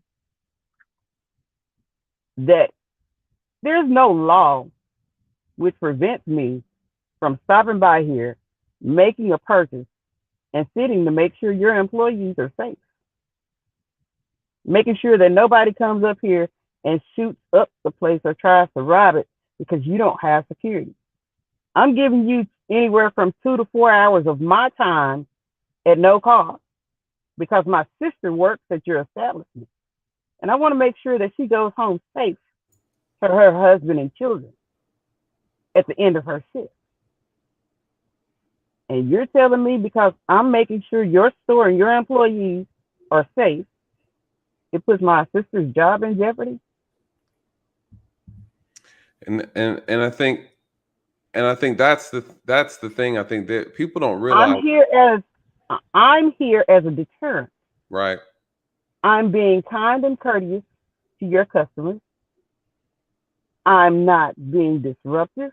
I'm not sitting around or standing around and having conversations with my sister during the time that I'm here. You know, I'm sitting in my car. I'm being observant. I'm reading a book. I'm standing at the back of my car, you know, watching what's going on when a large crowd comes up to see and make sure that people know protection is here. Mm-hmm. And when I told him there's no law that prevents me from doing that, he says, you're absolutely right. But you came outside to tell me being here puts my sister's job in jeopardy. Almost like a threat. Now, don't you know if something happens to my sister, I'm going to get with her husband? Especially if it's during a time that I would have been here. I'm going to get with her husband and her children, and you're going to be sued. Mm. But it shouldn't have to get to that point. If I come to your establishment and I create a disturbance, I can see you asking me not to come. That's different. True. But I'm providing a free service that you won't provide because my family.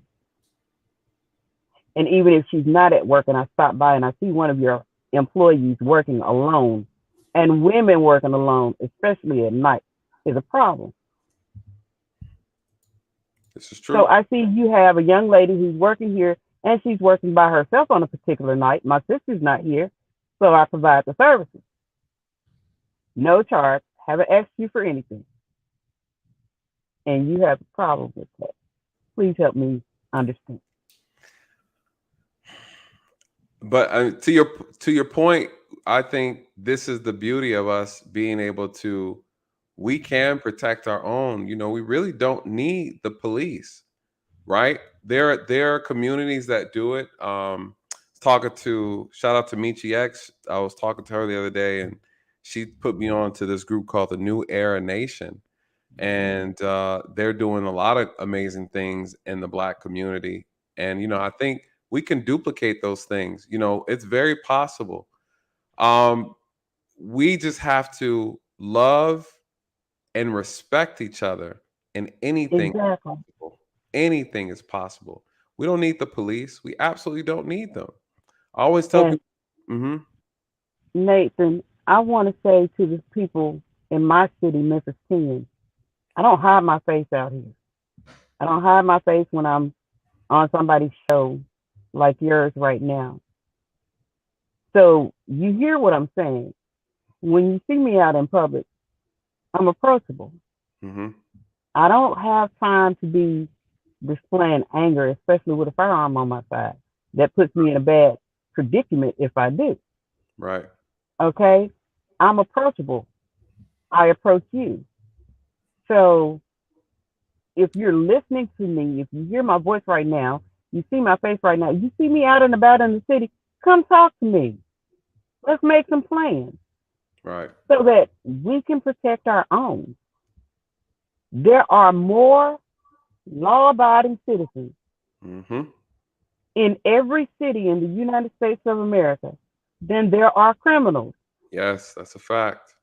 So why are criminals running some of our neighborhoods? There are more law abiding citizens out here than there are corrupt police officers. So why are we making them feel free to be able to get away with committing crimes Mm, against the people that they're supposed to be serving and protecting? very If true. we stand out and let them know all eyes are truly on you, and we're not going to stand by hmm and allow an injustice to happen, if we step up and say, give us a chance to let us bring this person in. You got a pregnant woman who's unarmed. There's no reason for you to shoot her. She can't even run and get away from you. This is true. Even if she starts to run, baby's going to weigh her down. That's true. But this one in particular she was armed, unfortunately. Um, but I think He was out of the car and she didn't have the weapon. no, He was not armed. they got her on video with the weapon in her hand, and she turned blade and the gun was pointed towards the officer, and that's why they end up shooting her. Um, and that is, and I think, and That that's is the footage that wasn't shown. the footage that wasn't shown. No, they did a still shot of the video, so we can still wait for the video, but I still think we need to wait for the video. I don't know why. One of the issues I have with a lot of police departments is that um, they don't come out quick enough with the information that the citizens need to hear. I feel like Wow. that's a big part of transparency that's always missing. They wait too long, and they wait too long for people to um, they wait too long, and people start coming up with their own ideas of what they start speculating. I don't blame the citizens for speculating. It's not their job. It's the police department's job to present the accurate information. That's their job as a public servant, and sometimes they don't do it for a lot of BS reasons they come up with. But when you don't do that, it creates a lot of issues like what we have, now with a lot of time misinformation. And then sometimes people, again, we had the same issue with Sandra Bland. When Sandra Bland was when she died, you know, they waited so long to put out the information. People started thinking she was killed and then brought to the jail. You remember when that was going on? She should have never been arrested to begin with. But True. our community was like, oh, they killed her and then they brought her in the jail. This is a cover up. And that wasn't true, but it was hard for people not to believe that because the police department would not release any legitimate information. They did it on purpose, But there's and also another thing that our people have to understand. We know the people in our neighborhood. mhm, that's If fair. we get out and we start moving about in our neighborhoods in a protective manner, if a situation arises, there's always somebody in the crowd who can talk the person down, even if they're in the wrong, That's true. and save a life and still they can be detained without that type of injury. I in some cases I agree. I think regardless, to your point, we do have people in our community who know who the problems are. We should be addressing them before the police have to do it. I think that is the thing. The moral of the story is we can protect our own, and we shouldn't have to. We shouldn't have to use the police. But if it gets to a point where it goes too far, and the people that we're trying to protect don't want our protection, then unfortunately you put yourself in harm's way and you leave your freedom and your livelihood up to somebody else, i.e. the police, right? I think that's the unfortunate part. But Ms. Watchman, I gotta rotate you out. I got some more in the back. My dear, I appreciate you coming up and always giving us your wisdom. I really appreciate it. Thank you for what you do. Thank you, love. It's my pleasure. All right, Talk, I see you, brother. Finally got you. Finally. What's good? What's good, Talk? What's good? It's all good, man. Let me say respect to you, man, right? Like, I think you understand the impact. Am I okay or is it echoing? Nah, you're good. You're good. I'm good. Okay. I think that you have a great idea of the impact of your platform has. And I'll be checking you out, man. I'm gonna tell you something, right? Like the number one thing you do, you allow a person to be heard by the police. Let me tell you, man, you don't even understand the difference that makes in so many people. Because a lot of us that look like us, we come up through the generations, through the ranks, urban America, rural, whatever it is, and we go through, and it's like you're talking to people or institution, law enforcement, where it just falls on deaf ears. Yes. Nobody wants to take accountability. Nobody wants to say my bad. Hey, there's a better way we could have did it. It's always a pushback. It's always a policy. It's always a law. And guess what? The pushback, the policy, and the law still exists. But what you do initially, I watch it, man. You don't give a damn if a fool show up on here. You say, look, man, there's some truth to that, what you just said. That's the first thing you do, man. Because a lot of people test you.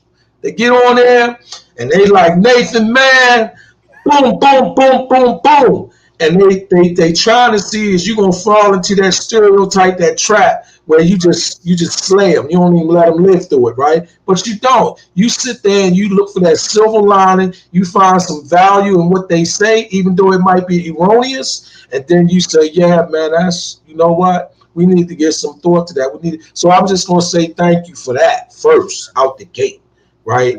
And then the other part is, man, the different perspectives and ideas of people and your guests that come across here, I think is super dope, man. I come from the other side, Right. I come from, don't trust the police, this, that, and that. But what happens is, and like I tell shorties, you gotta survive certain things to understand certain things, Right. And then once you figure this thing out, you think we on the front line, they on the front line too. You think you're a pawn in the larger scheme of things, they're a pawn in the larger scheme of things too. Yes. You can't see it quite, right? Because that wisdom is a drip. You know what I'm saying? So I get it. But here's what I want to say, and then I'll shut up, man, because I know you got people and things. The young lady, unfortunately, first of all, I don't know the young lady, but here's what I do know. Anytime you're willing to be what appears to be a participant, I don't care if that was your man and he had you in the car, and you and I both know, I'm just saying that for the disclaimer, damn well she knew what was going on. And she to the point where I'm pregnant and I'm going to roll like this and I'm going to run down the street with the joint and point it back. That right there, not seeing her one day in my life is an indication of what the type of activity she been doing. Yep. You understand? And what we don't want to look at is she 26, 25, or whatever. First of all, not only was other people's lives potentially saved, but our own damn life was potentially saved. Yep. A child's life was potentially saved. Obviously, her man or whoever it was driving the car. See, that's one of the challenges. I know I'm saying a little bit of time, but Nathan, and I know you can't keep it there as long as you want in terms of the people that call in the different platforms you have. But the reality of it, man, we dealing with a mental health issue within our community so deep. Just imagine if people brought the same vitriol and energy to black on black crime as they do when there's any suggestion or semblance of law enforcement violating people's civil rights or human rights for that matter. So I'm not saying excuse law enforcement. I'm not saying any of that stuff, man. But just imagine in Chicago last weekend, because I'm in Chicago. I'm in Chicago. 51 shot. 8 dead or 10 dead. Nathan, nobody's on TV screaming. Nobody's on TV screaming. So I did a little video. I said, the shootings that take place in Chicago during Memorial Day weekend is a precept, is an indication to how bad it's going to be 4th of July. So if you go back to 2021, there's 39 shootings or whatever. Memorial Day weekend, 4th of July weekend, it was 85. You go back to 2020, it was 40 of them shot during Memorial Day weekend. That's Friday at 6 p.m. to Sunday at 6 p.m. It was 104 shot 4th of July. That's why, man, I don't have a lot of energy for this type of situation or incident.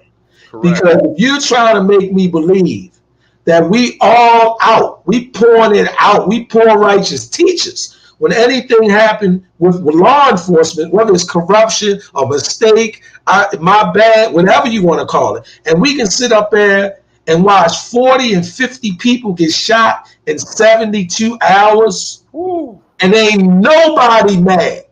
Nobody. Man, you can't trick me with that, man. And Todd, that's the problem I have. And again, and unfortunately, I tell people, it doesn't mean two things can't be true at the same time. We can address both at the same time. But to your point, Todd, it's like, bring that same damn energy. You ain't gonna find it. You're not gonna find it. Let me tell you something, Nathan. Let me tell you something. I get where you at, because like I say, man, the position you in, how you holding it down, you understand how craftful you have to be, how much finesse, how much wisdom you have to put on it. Why? Because you are active as a law enforcement officer. So coming out the gate, you're dealing with stereotypes, you're dealing with that your own BS and all of this. But the point of it is, we need you there, right? Right. But I can say it. And the reason why I can say it, I'm from there. See, I ain't worried about law enforcement credentials and nothing. No, I'm from there. Right. So that means when I see it, I said, that's why when them guys be coming all together with all this damn energy about, man, this don't make no sense. I said, but them 3 kids, they was 16, they got shot on that same block by the 12-year-old last week. Thank you. What, really? Yeah. Well, man, that's them crazy parents they got. Okay. So 3 dead, 16 shot by 12-year-olds, same block, them crazy parents. But you gathering the troops to go out here about this situation right here. It's ridiculous. It's ridiculous. It's ridiculous. And a lot of times in these cases and situations like this with her being shot, it's justified.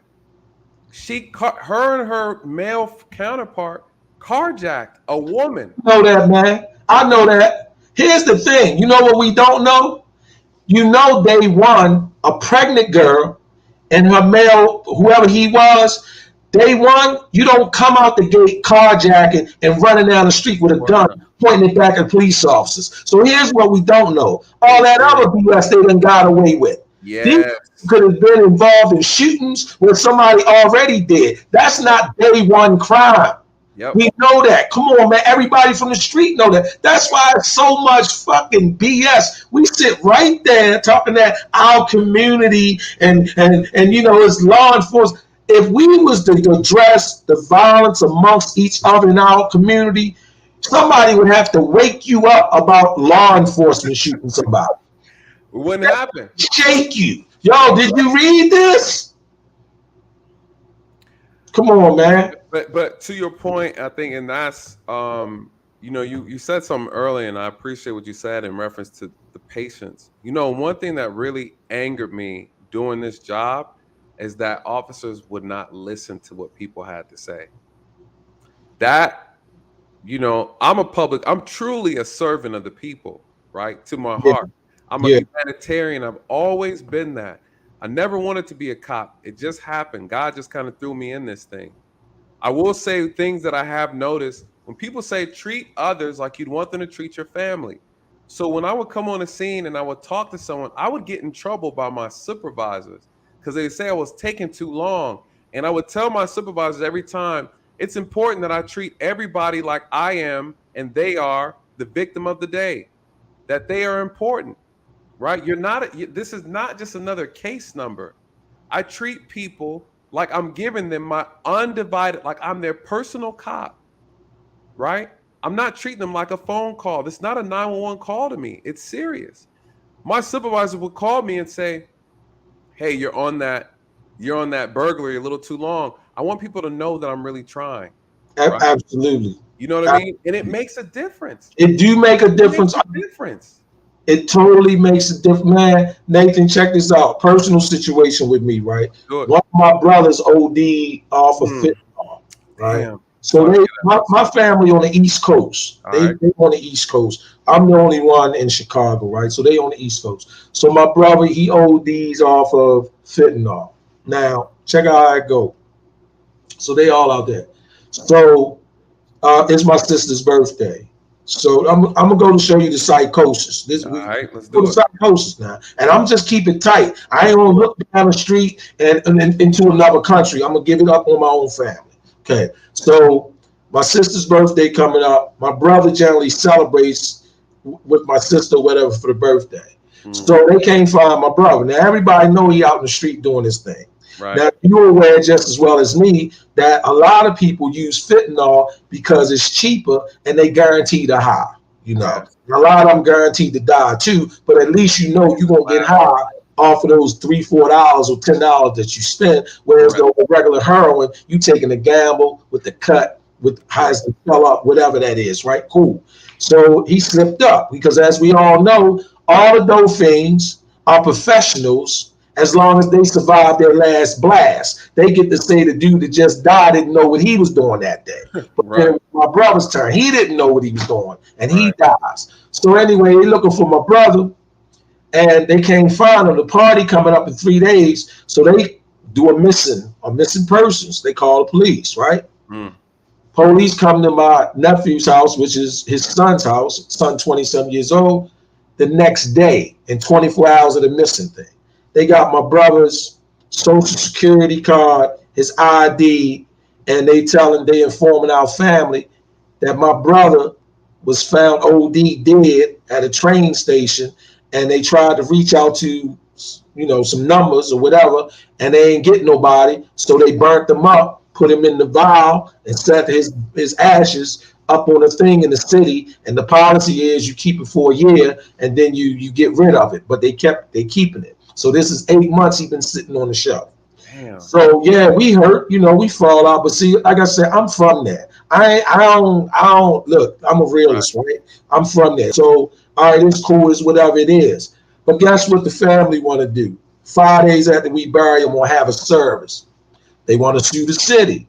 I'm like, why y'all want to sue the city? They want to sue the city because they didn't reach us. They want to sue the city because some chain react. It's whatever they say, whoever they talk to, it's fine.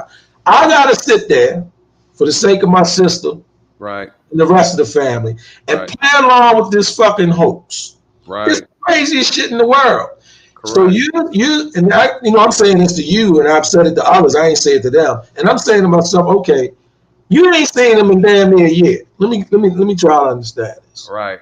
You looking for them because of a fucking party, and you gonna sue them because they found him dead in the city everybody live in, and they kept his ashes. And they, you suing, you getting lawyers for that? Right. But that's the thinking in our community. You understand? Yep. That's why when I go out on these streets, and then the mother come out there, or the uncle or the father, and they say, why they had to shoot him like that? You ain't seen your 15-year-old in 6 months. Yep. And you want to know why they had to shoot him like that? Yep. So this is, I'm telling you, you know this, so I ain't got to tell you.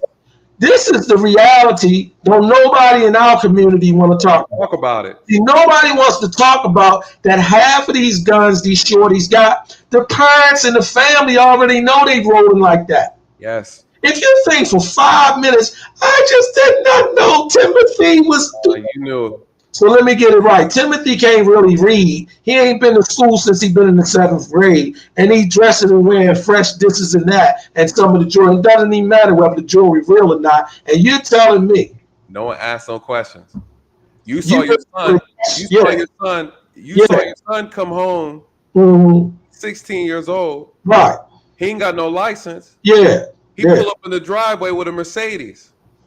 And you don't ask no questions. You ain't gonna ask no questions. And you want me to believe that stimulus checks been handed out since the 80s every year. That's how I got it. Yeah, right. See that right there? That's why I don't buy into all these weird ass conspiracy theories. They probably poisoned them. Even if they poisoned them or made people disappear, the numbers compared to what we do directly in our communities to each other will put that to shame, man. And I don't know why we always want to have these conversations without the context. The context is Lil Pookie and his cousin Tyrone are out here trapping, they're robbing, they're stealing, they're killing. Everybody knows it. And everybody knows Everybody it. knows it. And they're giving the mom and the cousin and the brothers money. They're doing all, and then everybody act like they don't know what's going on. And then when someone takes their life, we turn around and say that this should have never happened. We talk about, someone mentioned something one day recently here in Georgia, a kid, he's like 15, and I plan on doing a video on it. He threatens I want to say the chief or the sheriff because they got Young Thug and the YSL crew locked up. He threatened to murder one of the sheriff workers, right? Employee. Yeah. And they arrested him. Young kid, he's like 14, 15, saying, free them. These guys are criminals. One of their gang members shot a police officer like 7, 8 times. They have bodies. They've taken people's lives. There's another guy, King Von. He's a rapper, talented. Yeah.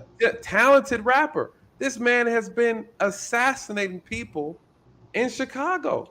If I see one more 50-year-old grown-ass man watching or replaying live footage of whether Young Thug or whoever the guy is now gonna get a bail or not. Who is it now? Trying to get a bail. See, one of these rappers. Young Thug is trying to get bail and all that. Listen to what I'm saying for a minute, Nathan. Mm-hmm. Grown-ass 40 and 50-year-old men. Yep. Sitting on buses and train stations, watching that hearing live. Yes. And you couldn't pay them same dudes to do anything in those communities where them shorties are being chopped down by one another or somebody else. That's why I don't feed in it. That's why, listen, we talking about the shootings in Chicago this past weekend, right? Okay, there's footage on YouTube. You can go and do the search on a news channel in Chicago. The news lady is standing there talking about the violence in Chicago. Guess what happens while she's live? Dude walks up behind her, this just happened, it's fresh everywhere. Dude walks up behind her, pulls the gun out and points it past her head at the camera and then puts it back in and keeps walking. She don't see it. She's live. The gun violence in Chicago, this just happened. Because we're talking about the gun violence. And this is why I'm saying to you, sick, man. Yeah, is there corrupt police officers? Is there this and all? I don't deny none of it. Of course it's true, right? Yep. What I'm saying to you is you got all that damn energy. And you sitting up there every day watching your shorties coming in and out with them joints. All that energy. They running through the house, shooting at each other, killing each other, all through that. You ain't got a damn thing to say. That's why I'm feeding to it, man. And that's the problem. And shout out to Dennis. I respect his question. He says, so what you're saying is it's okay for us to be murdered by law enforcement because we are, and this is an emotional response. Nathan, I apologize for cutting you off. See how bright and see how we become Socrates. See, this is my point, man. See, this is my point. We have no wisdom to lay it right there where you see it and breathe it, live through it, and produce it. We have no wisdom there. But when it comes to slicing in and slaying and addressing law enforcement in any type of way, we step up to the highest podium possible. Yeah. We're going to philosophize. We're going to idolize it. We're going to come, oh my God, just all this scholarship to address this. Right next door, a shorty going to get killed. They're going to be like, oh, there they go again. None of them fancy words. Yep. That's all I'm saying to you. And I'm not directing that at that dude. You understand what I'm saying. You do understand what I'm saying. It's so much fucking BS in our community about that violence. It's a shame, man. It's a shame and it's very disheartening. And his comment, shout out to you, Dennis, it's not an attack against you. No. The problem is with the logic, Dennis, that you're using is that we are having a conversation on a higher intellectual level. You miss the entire point. For you to make a statement like this means that you're disconnected and you're operating more so through your emotions and absent of your logic. Because that's not what we're saying. We're not for any type of violence by anybody, and we are not okay with the police abusing power, right? Wrong is wrong. What we're saying is we are not using the same vitriol and the same anger, the same passion addressing the senseless killings of our own people in our own community, because that's where the numbers are larger. Thank you, man. Absolutely larger. I can pull up the data right here and show you last year about 250 Black people were killed by the police. Yet about 7,400 Black people were killed by other Black people. The homicides we commit against one another is through the roof for us to be such a small group of people. It's too high. It is one of our top leading causes of death. You can check the CDC report. We are the only group, the only ethnic group where homicide is a leading cause of death. No doubt. No doubt. It's a problem. No doubt. Nathan, I'm going to step back. I'm going to go. Give me 30 more seconds. Do you think, brother Cook? I'm in Starbucks, right? Mm-hmm. So they added, the brothers is added. They can name 10, listen, hear me out. They can name 10 police shootings. That is like, it's a trivia or something. They sitting there, they going at. So I'm like, okay. So they naming 10 of them. They filling up all the fingers. And you know what I asked the dude? Because they live in Chicago. You know what I asked the guy to do? Name 5 in your community. Mm. Well, what you mean? I mean, 30 of them got shot within 60 hours like 3 weeks ago. Name 5 in your community. If you can name 10 all over the country, you sharp. I don't even know how you remembered it in that order. Give me 5 right where you live at. Everybody's sitting around. And you know what the other dude say? See, there you go with that BS. I know. Because y'all sit here, man, and hold each other nuts like women. Ooh. That's what y'all do. Y'all sit there and just stroke each other nuts. Sitting there and lie to each other. And the bad part about it is them shorties come in and they listen to that type of thinking. So you inadvertently or subliminally, you program them to that stupid, ignorant thinking. You can sit here and name 10 police shootings, the ages, the names, the dates, all over the country, and you can't name 5 in your community, and 30 of them get shot every weekend? I'm not going for it, man. I'm not buying that.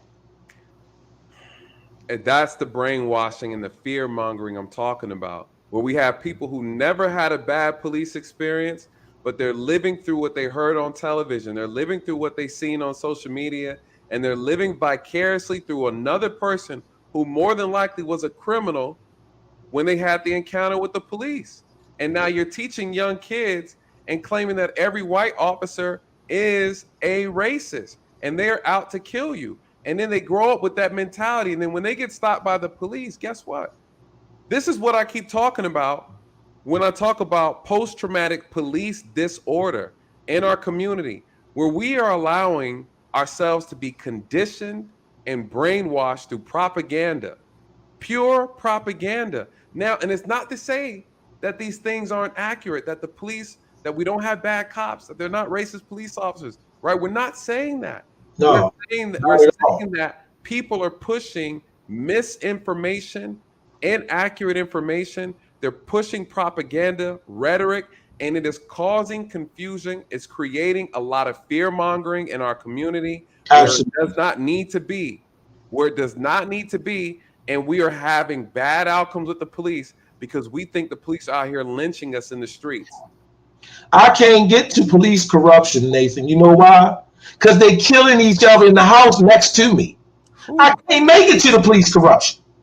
They shooting each other on this block before the police come. So I can't focus and I can't learn the names and the ages and the places and the 20 laws that was violated. These brothers be killing me. Well, you know, there's that statute from 1726 that shows that we're really not Americans, so they can shoot us when we, man, if you don't get the hell away from me. All right, I'm gonna fall back, man. Like I said, keep doing what you're doing, and I understand. I got it, man. But anytime, I'm gonna shoot you my email. Yes, anytime you hold a panel where that's gonna be the discussion, because I know how these pseudo intellectuals, I know how they do it. Here's what trips me out. You wanna know what trips me out? Nathan is bringing up stats. He's bringing up stats, and look, you might be grabbing them from the Pew Institute, right? Right. And they go get stats from the Pew Institute. It's a weird thing. It's like okay, so I'm making them up because I get them from, let's say, socialsecurity.gov talking about the salaries of certain age ranges, and then you're gonna present something from socialsecurity.gov after telling me my source ain't no good. It's the weirdest thing, man. But anyway, I would love to be invited to any type of panel that's gonna address that. I got one that I'm working on right now, talking about the power of media. I think you'd be great for that. I would love it, man. Shoot me the email and let's put something together. I would.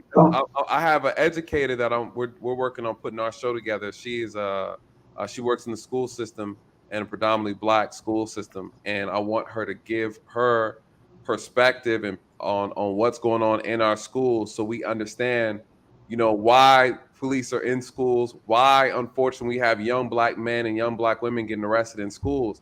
To bring insight, again, we have these conversations without context. No one wants to talk about the drugs that are being sold in school, the drama, the gangs, you know, the shootings, all these. It's like we skip the part where these young boys and girls are getting arrested, and we act like they didn't do nothing to get there, right?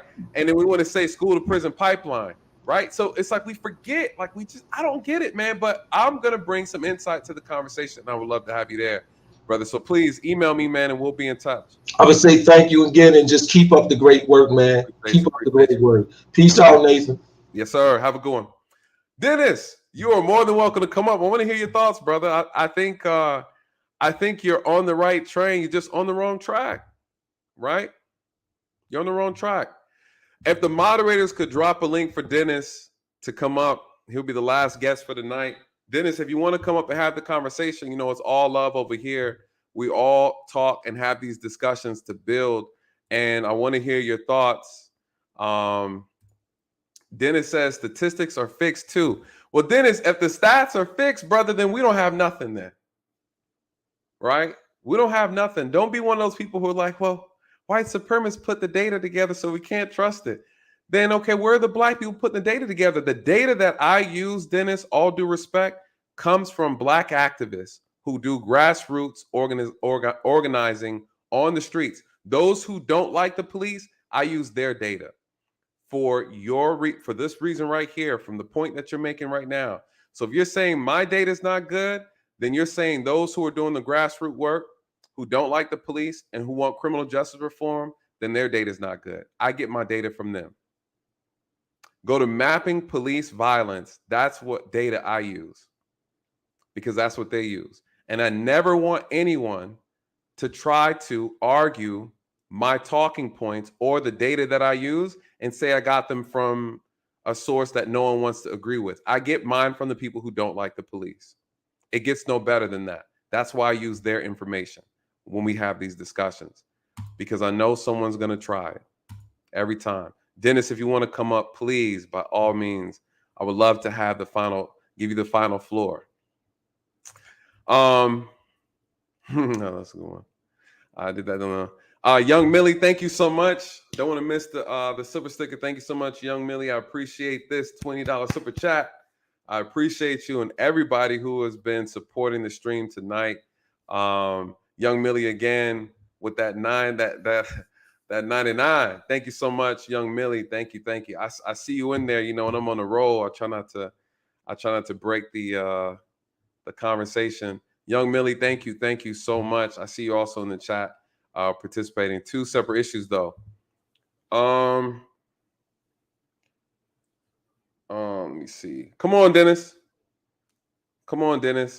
S. Edge. Dennis. Dennis said, nah. Dennis, I ain't gonna get on you, brother. It's easier to have a conversation. Dennis, you don't have to cam up, man. You don't have to cam up. I just want to hear your voice. It's easier to have a dialogue because I'm missing some of the things that you're saying. Shout out to the moderator. She's dropping mapping police violence, you guys. This was created, the data found, research done by Black activists. He said, let's meet at Pond City Market. Facts. Drinks on you, though, Dennis. Drinks on you.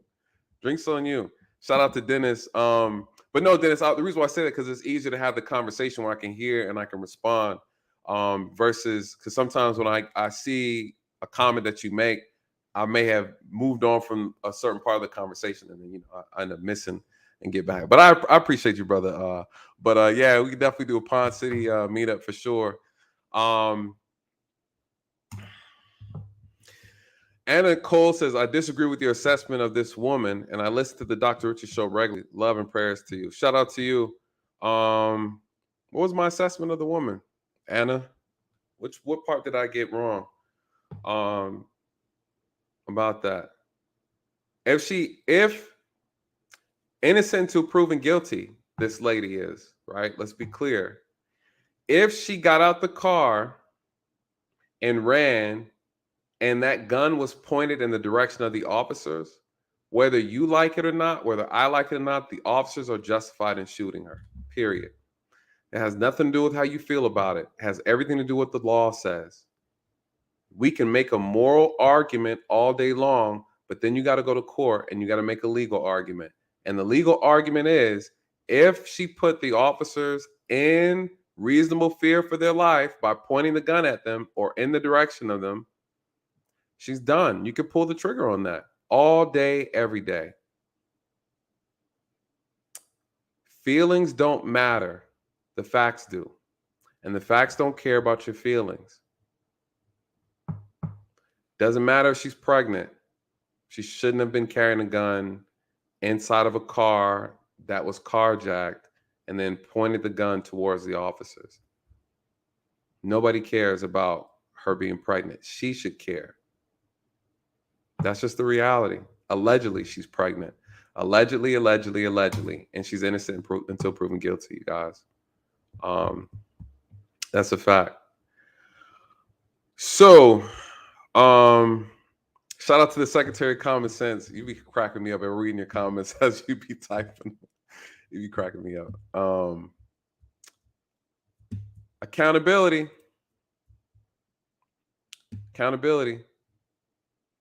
She had no business being in that car.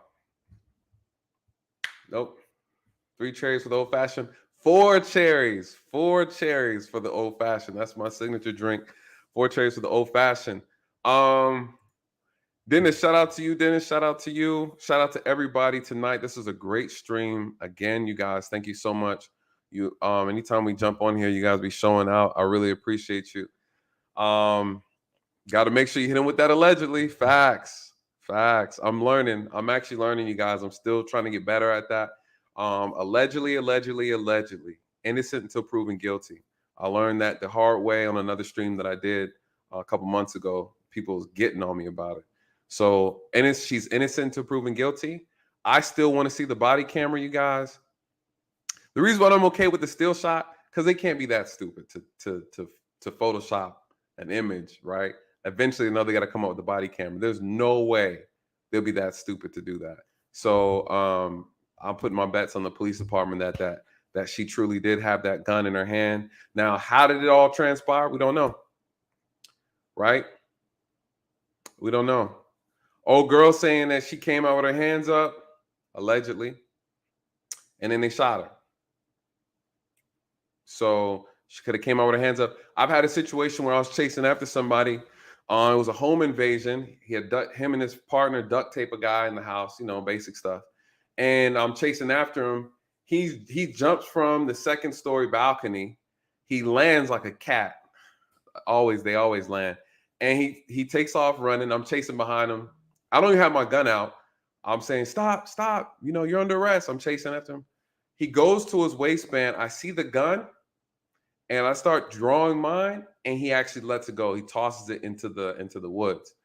And I'm running with my gun out. I point my gun at him. I ask him, order him on the ground. He turns around, he faces me.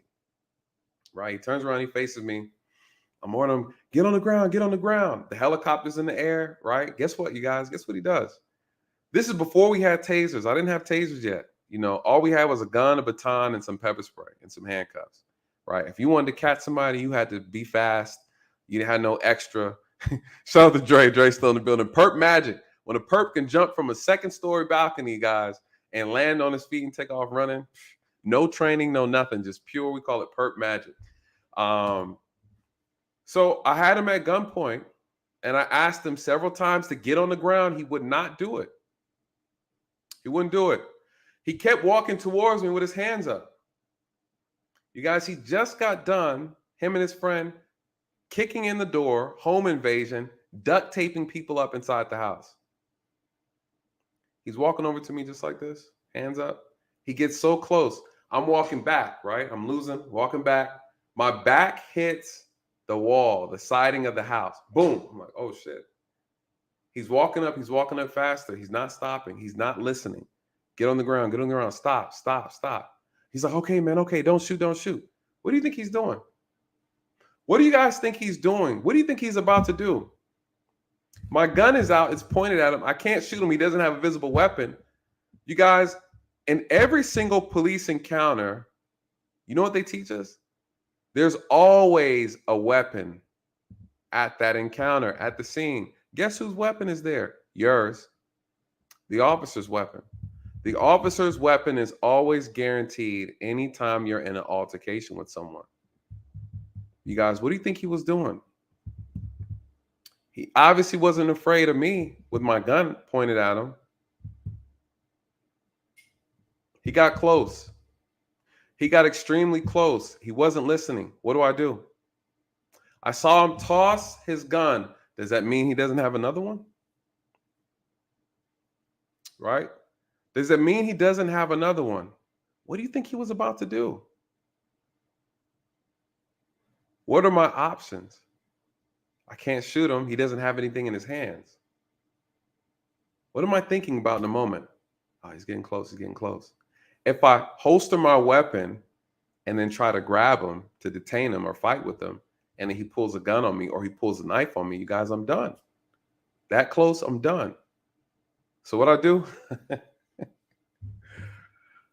Bam! I bust him right across the head with the back of the gun. Beep! Got him. Hit him so hard. Pistol whipped him. I couldn't think of nothing else. He got too close. Could you imagine how close he was that I can pistol whip? I hit him with the gun. Beep! Right across the head. Shit. Oh, my bad. I said, get on the effing ground. Right? What'd he do? He got on the ground. I could have shot him, you guys, and I would have been justified. I could have shot him. I was afraid. That never happened to me before. I was afraid. He reached for the gun. I reacted. I didn't even intend to hit him with the gun, but got him real good too. Hit him real good. I'm shocked the gun didn't go off. And back then we was carrying them Berettas. Dre, no, them Berettas is like bricks. I hit him with a Beretta, all steel. Beretta. Dropped him. And you know what's even funny? He filed a complaint against me. Said I pistol whipped him. Right? As he went to jail, he filed an IA complaint. I got investigated behind that. You guys, it's against the law, right? It's against policy to pistol whip. You can't pistol whip people. But what they say, luckily the helicopter was in the air. The helicopter's always recording everything and watched. We watched the whole video. I said, hey, my back was against the wall. He was approaching. He kept approaching. My gun was out. I ordered him several times to get on the ground. He refused to get on the ground. He got so close and he lunged towards the gun. I said it was just a reaction. I hit him. They said, hey, you could have shot him. You could have shot him. You'd have been justified, you guys. It happens that fast. That fast. What do? I put my gun up and try to grab him. He pulls the gun out. I put my gun up. He grabs a knife. He's not searched. He just got done doing a home invasion. He just duct taped some people up in the house. Right? You guys, this is the job. This is the job. This is the job they don't tell you about. What do you hear as a citizen? An officer shot an unarmed man. That's what you hear. A police officer just shot an unarmed black man. Cuckoo cuckoo. That's what happens when you don't get the whole story. That's what happens. In DeKalb County today, the police were chasing a suspect. The suspect threw his gun. The officer chased after him. And with his hands up, the officer shot him twice in the chest. You see? You see how that plays out? That's what makes the media dangerous. And also, that's what makes this job dangerous. Misinformation, inaccurate information. Just because a person has their hands up doesn't mean they're not dangerous. Doesn't mean that they are not a threat. Doesn't mean that they can't harm somebody because they don't have a weapon. There's always a weapon when there's an officer present. The officer's weapon.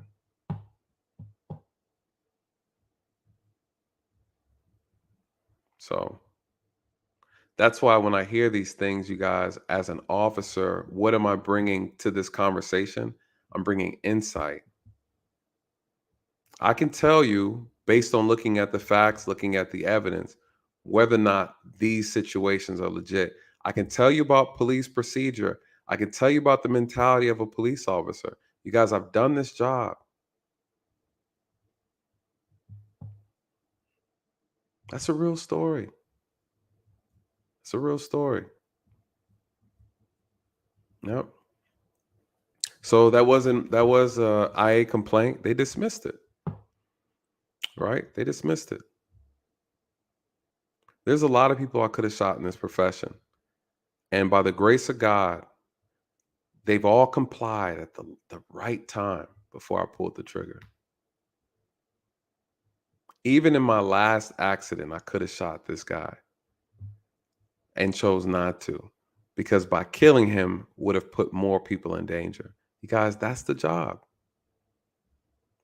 That's the job. This is why, shout out to Talk. He's right. This is why this channel is so important. That's why this channel is so important. We're missing the context. We're missing the insight. We're missing the wisdom. We're missing the genuineness, and we're missing people with integrity to have this conversation. Yep. And to Talk's point as well, I'm here to listen. You guys aren't wrong for how you feel, but I'm here to bring some insight to the places and pieces that you're missing. I'm just asking that you be patient. Just be patient. That's all. And take the time to listen and hear what I have to say with an open heart, open mind. That's all. Well,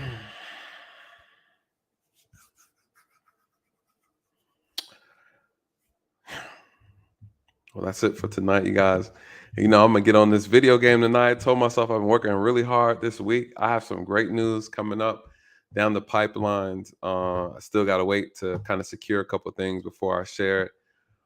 Before I share it with you guys, but a lot to talk about. I appreciate everybody here tonight. Everybody who donated, all of my moderators. Thank you so much. Thank you for Dre for moderating even when he's working. That brother, he is holding it down. Yes, Dwayne. Shout out to Dwayne. Always in the building. Facts over feelings. And I don't mind having your feelings, but you got to be willing to listen to the facts. Nah, I don't got a gaming channel. My nephew's got me in on this game called Apex Legend, man. I'm getting addicted to it. So I'm gonna jump on. I haven't got a chance to get on the game in a minute. Get on some anime. I'm behind on everything. I've been working too hard. So I plan on it's Friday, so I'm relaxed tonight. Spend some time with family tomorrow. I got some interesting videos for y'all coming up. I gotta address Brandon Tatum. Jesus Christ. That guy's been operating with impunity on YouTube. Now there's a new black officer on the scene. I gotta have a conversation with him. Be interesting if I ever get a chance to go on his channel and come over here and we have a discussion about some of the stuff he says. Now there's things that he says I agree with, and there's a lot of things I don't. Right? There's a lot of things I don't. I don't do the pandering. Police are not always right. That's the facts. We're not gonna get nowhere lying about it. I've worked with some horrible officers. They weren't corrupt. They just weren't. They had no business doing the job. This job ain't for everybody, and we need to make sure we see to that, right? Moving forward, society is saying we want to change, and we need to change. It's just that simple. Would be great, man. Y'all start emailing Brandon Tatum, telling him to come over here. I probably can't afford to get him as a guest. That brother got 1 point. He got like 2 million subscribers. He got like 2 million subscribers. He probably like, if you want me to come on your channel, you got to pay me, right? I'd pay him to bring him over here. It'd be a good conversation. Oh yeah, I got to watch the Kenobi series, man. I got to watch that. I heard it was dope. Stay cool, bros. Watch the Kenobi series. Nah, it's good. I have a potential great guest that might be coming. I don't even want to give the name out unless I can get the confirmation. But it'd be a game changer having him over here. Not gonna be easy on him though. It's another officer involved in some controversy. And if he come over here, you guys, I'm gonna get him. Right? I'm gonna get him. Because I got questions too. So, we'll see. We'll see what's up. I'll try to see if I can I don't know. I gotta do this video on Brandon. I'm gonna be easy on him, but I'm just gonna call it what it is. But it would be dope to have him come over here and have the conversation. He's big time. That's big fish though over there with them subscribers he got. But we'll see. We'll see what's up. Is he a YouTuber? Which one? The guy I'm talking about? Nah. This other officer's not a YouTuber. He was involved in some. He was involved in a high profile case though. No, I'm retired. I had to medically retire after my accident. If you Google my name and put accident, you put Nathan Daly car accident, I think it'll pop up. You'll see the video of my work related accident injury. So Prescott, you're wrong for that.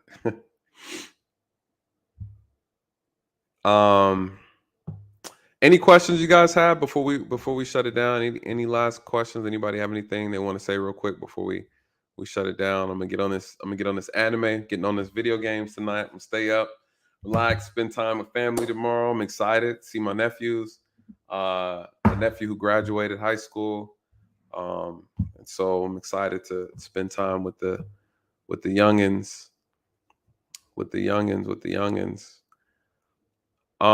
Where's Snuggles? Shout out to Snuggles. Snuggles is slacking. Snuggles is usually up in the chat. Yeah. Good night, Dre. Appreciate you, brother. Shout out to all the members. Thank you so much for all your support, you guys, holding it down. Shout out to our new member. We had a new member tonight. Join the ranks. You guys sign up, become an investigator. You guys don't want to miss out. Have some interesting videos coming up for you guys. I like to send my members videos to kind of get their approval on certain things. So again, shout out to Gary Stewart for becoming a member of the channel. I love it, you guys. Listen, share this channel with people that you know, you guys. We're only going to grow. We're growing because of your support. And, it goes a long way just to kind of have you guys, spread the message. Thank you so much to everybody who contributed tonight. It means so much. This was a great conversation. Shout out to Willie D. I got to look him up. People are getting on me. I know who Willie D was. I pulled up the Ghetto Boys, though. I'm going to listen to some of his music. And shout out to Dr. Rashad Ritchie. These things were not attacks against them, more so about the mindset that we carry when we have these conversations, you guys. I want us to be safe when we have police encounters. We can't do that full of emotion and full of anger, full of hatred, right? So at the end of the day, only weapons formed from love can defeat weapons formed from hate. That is a fact, right? We're not going to get through this or solve this full of hatred and full of anger. I understand the history. I understand the BS that still goes on. I get it. I'm saying we got to be cool about it. We got to be cool about how we handle these things and how we go about doing it, because our safety is always a priority, you guys. So anyways, thank you, moderators. Lisa, thank you. Shout out to you. Always holding it down. I appreciate you, my dear. I appreciate you. Did you hear about the black principal that punched the? I did not. I can't. There's been so much drama going on in this country lately. I can't keep up. I can't keep up with all the death and mayhem that's been taking place. It's starting to look like something out of Revelation, right? It's been chaotic, but I'm not surprised. People are losing their cool. They're absolutely losing it. Oh my gosh, I feel it. All right, you guys. Listen, thank you so much for tonight, you guys. We will be listening out. We'll be on the lookout for the body camera, right? We want the body camera. We still want confirmation. Again, the moral of this story is let's be slow to react. Slow to react. Let's get all the facts together. Again, we know these are sensitive topics. I do agree. But we need to start tackling them differently. You have someone who has worked on the inside, who has knowledge, who has insight. Ask me the questions, pick my brain. I have solutions, and if I don't have them, we can come up with them together, you guys. We need to approach this differently. It can be done. It can be fixed if we do it the right way. Yelling, screaming, burning things down has not worked. It will not work. And it's ineffective. So let's do something different, you guys. I'm challenging you to trust me, trust what I have to say, what I have to offer, you guys. There's a lot, but we gotta take our time with it. Anyways, I hope you guys have an amazing night, an amazing weekend. Until the next stream, to the next video, you guys, please let these truths find you where the lies have left you. Good night. God bless.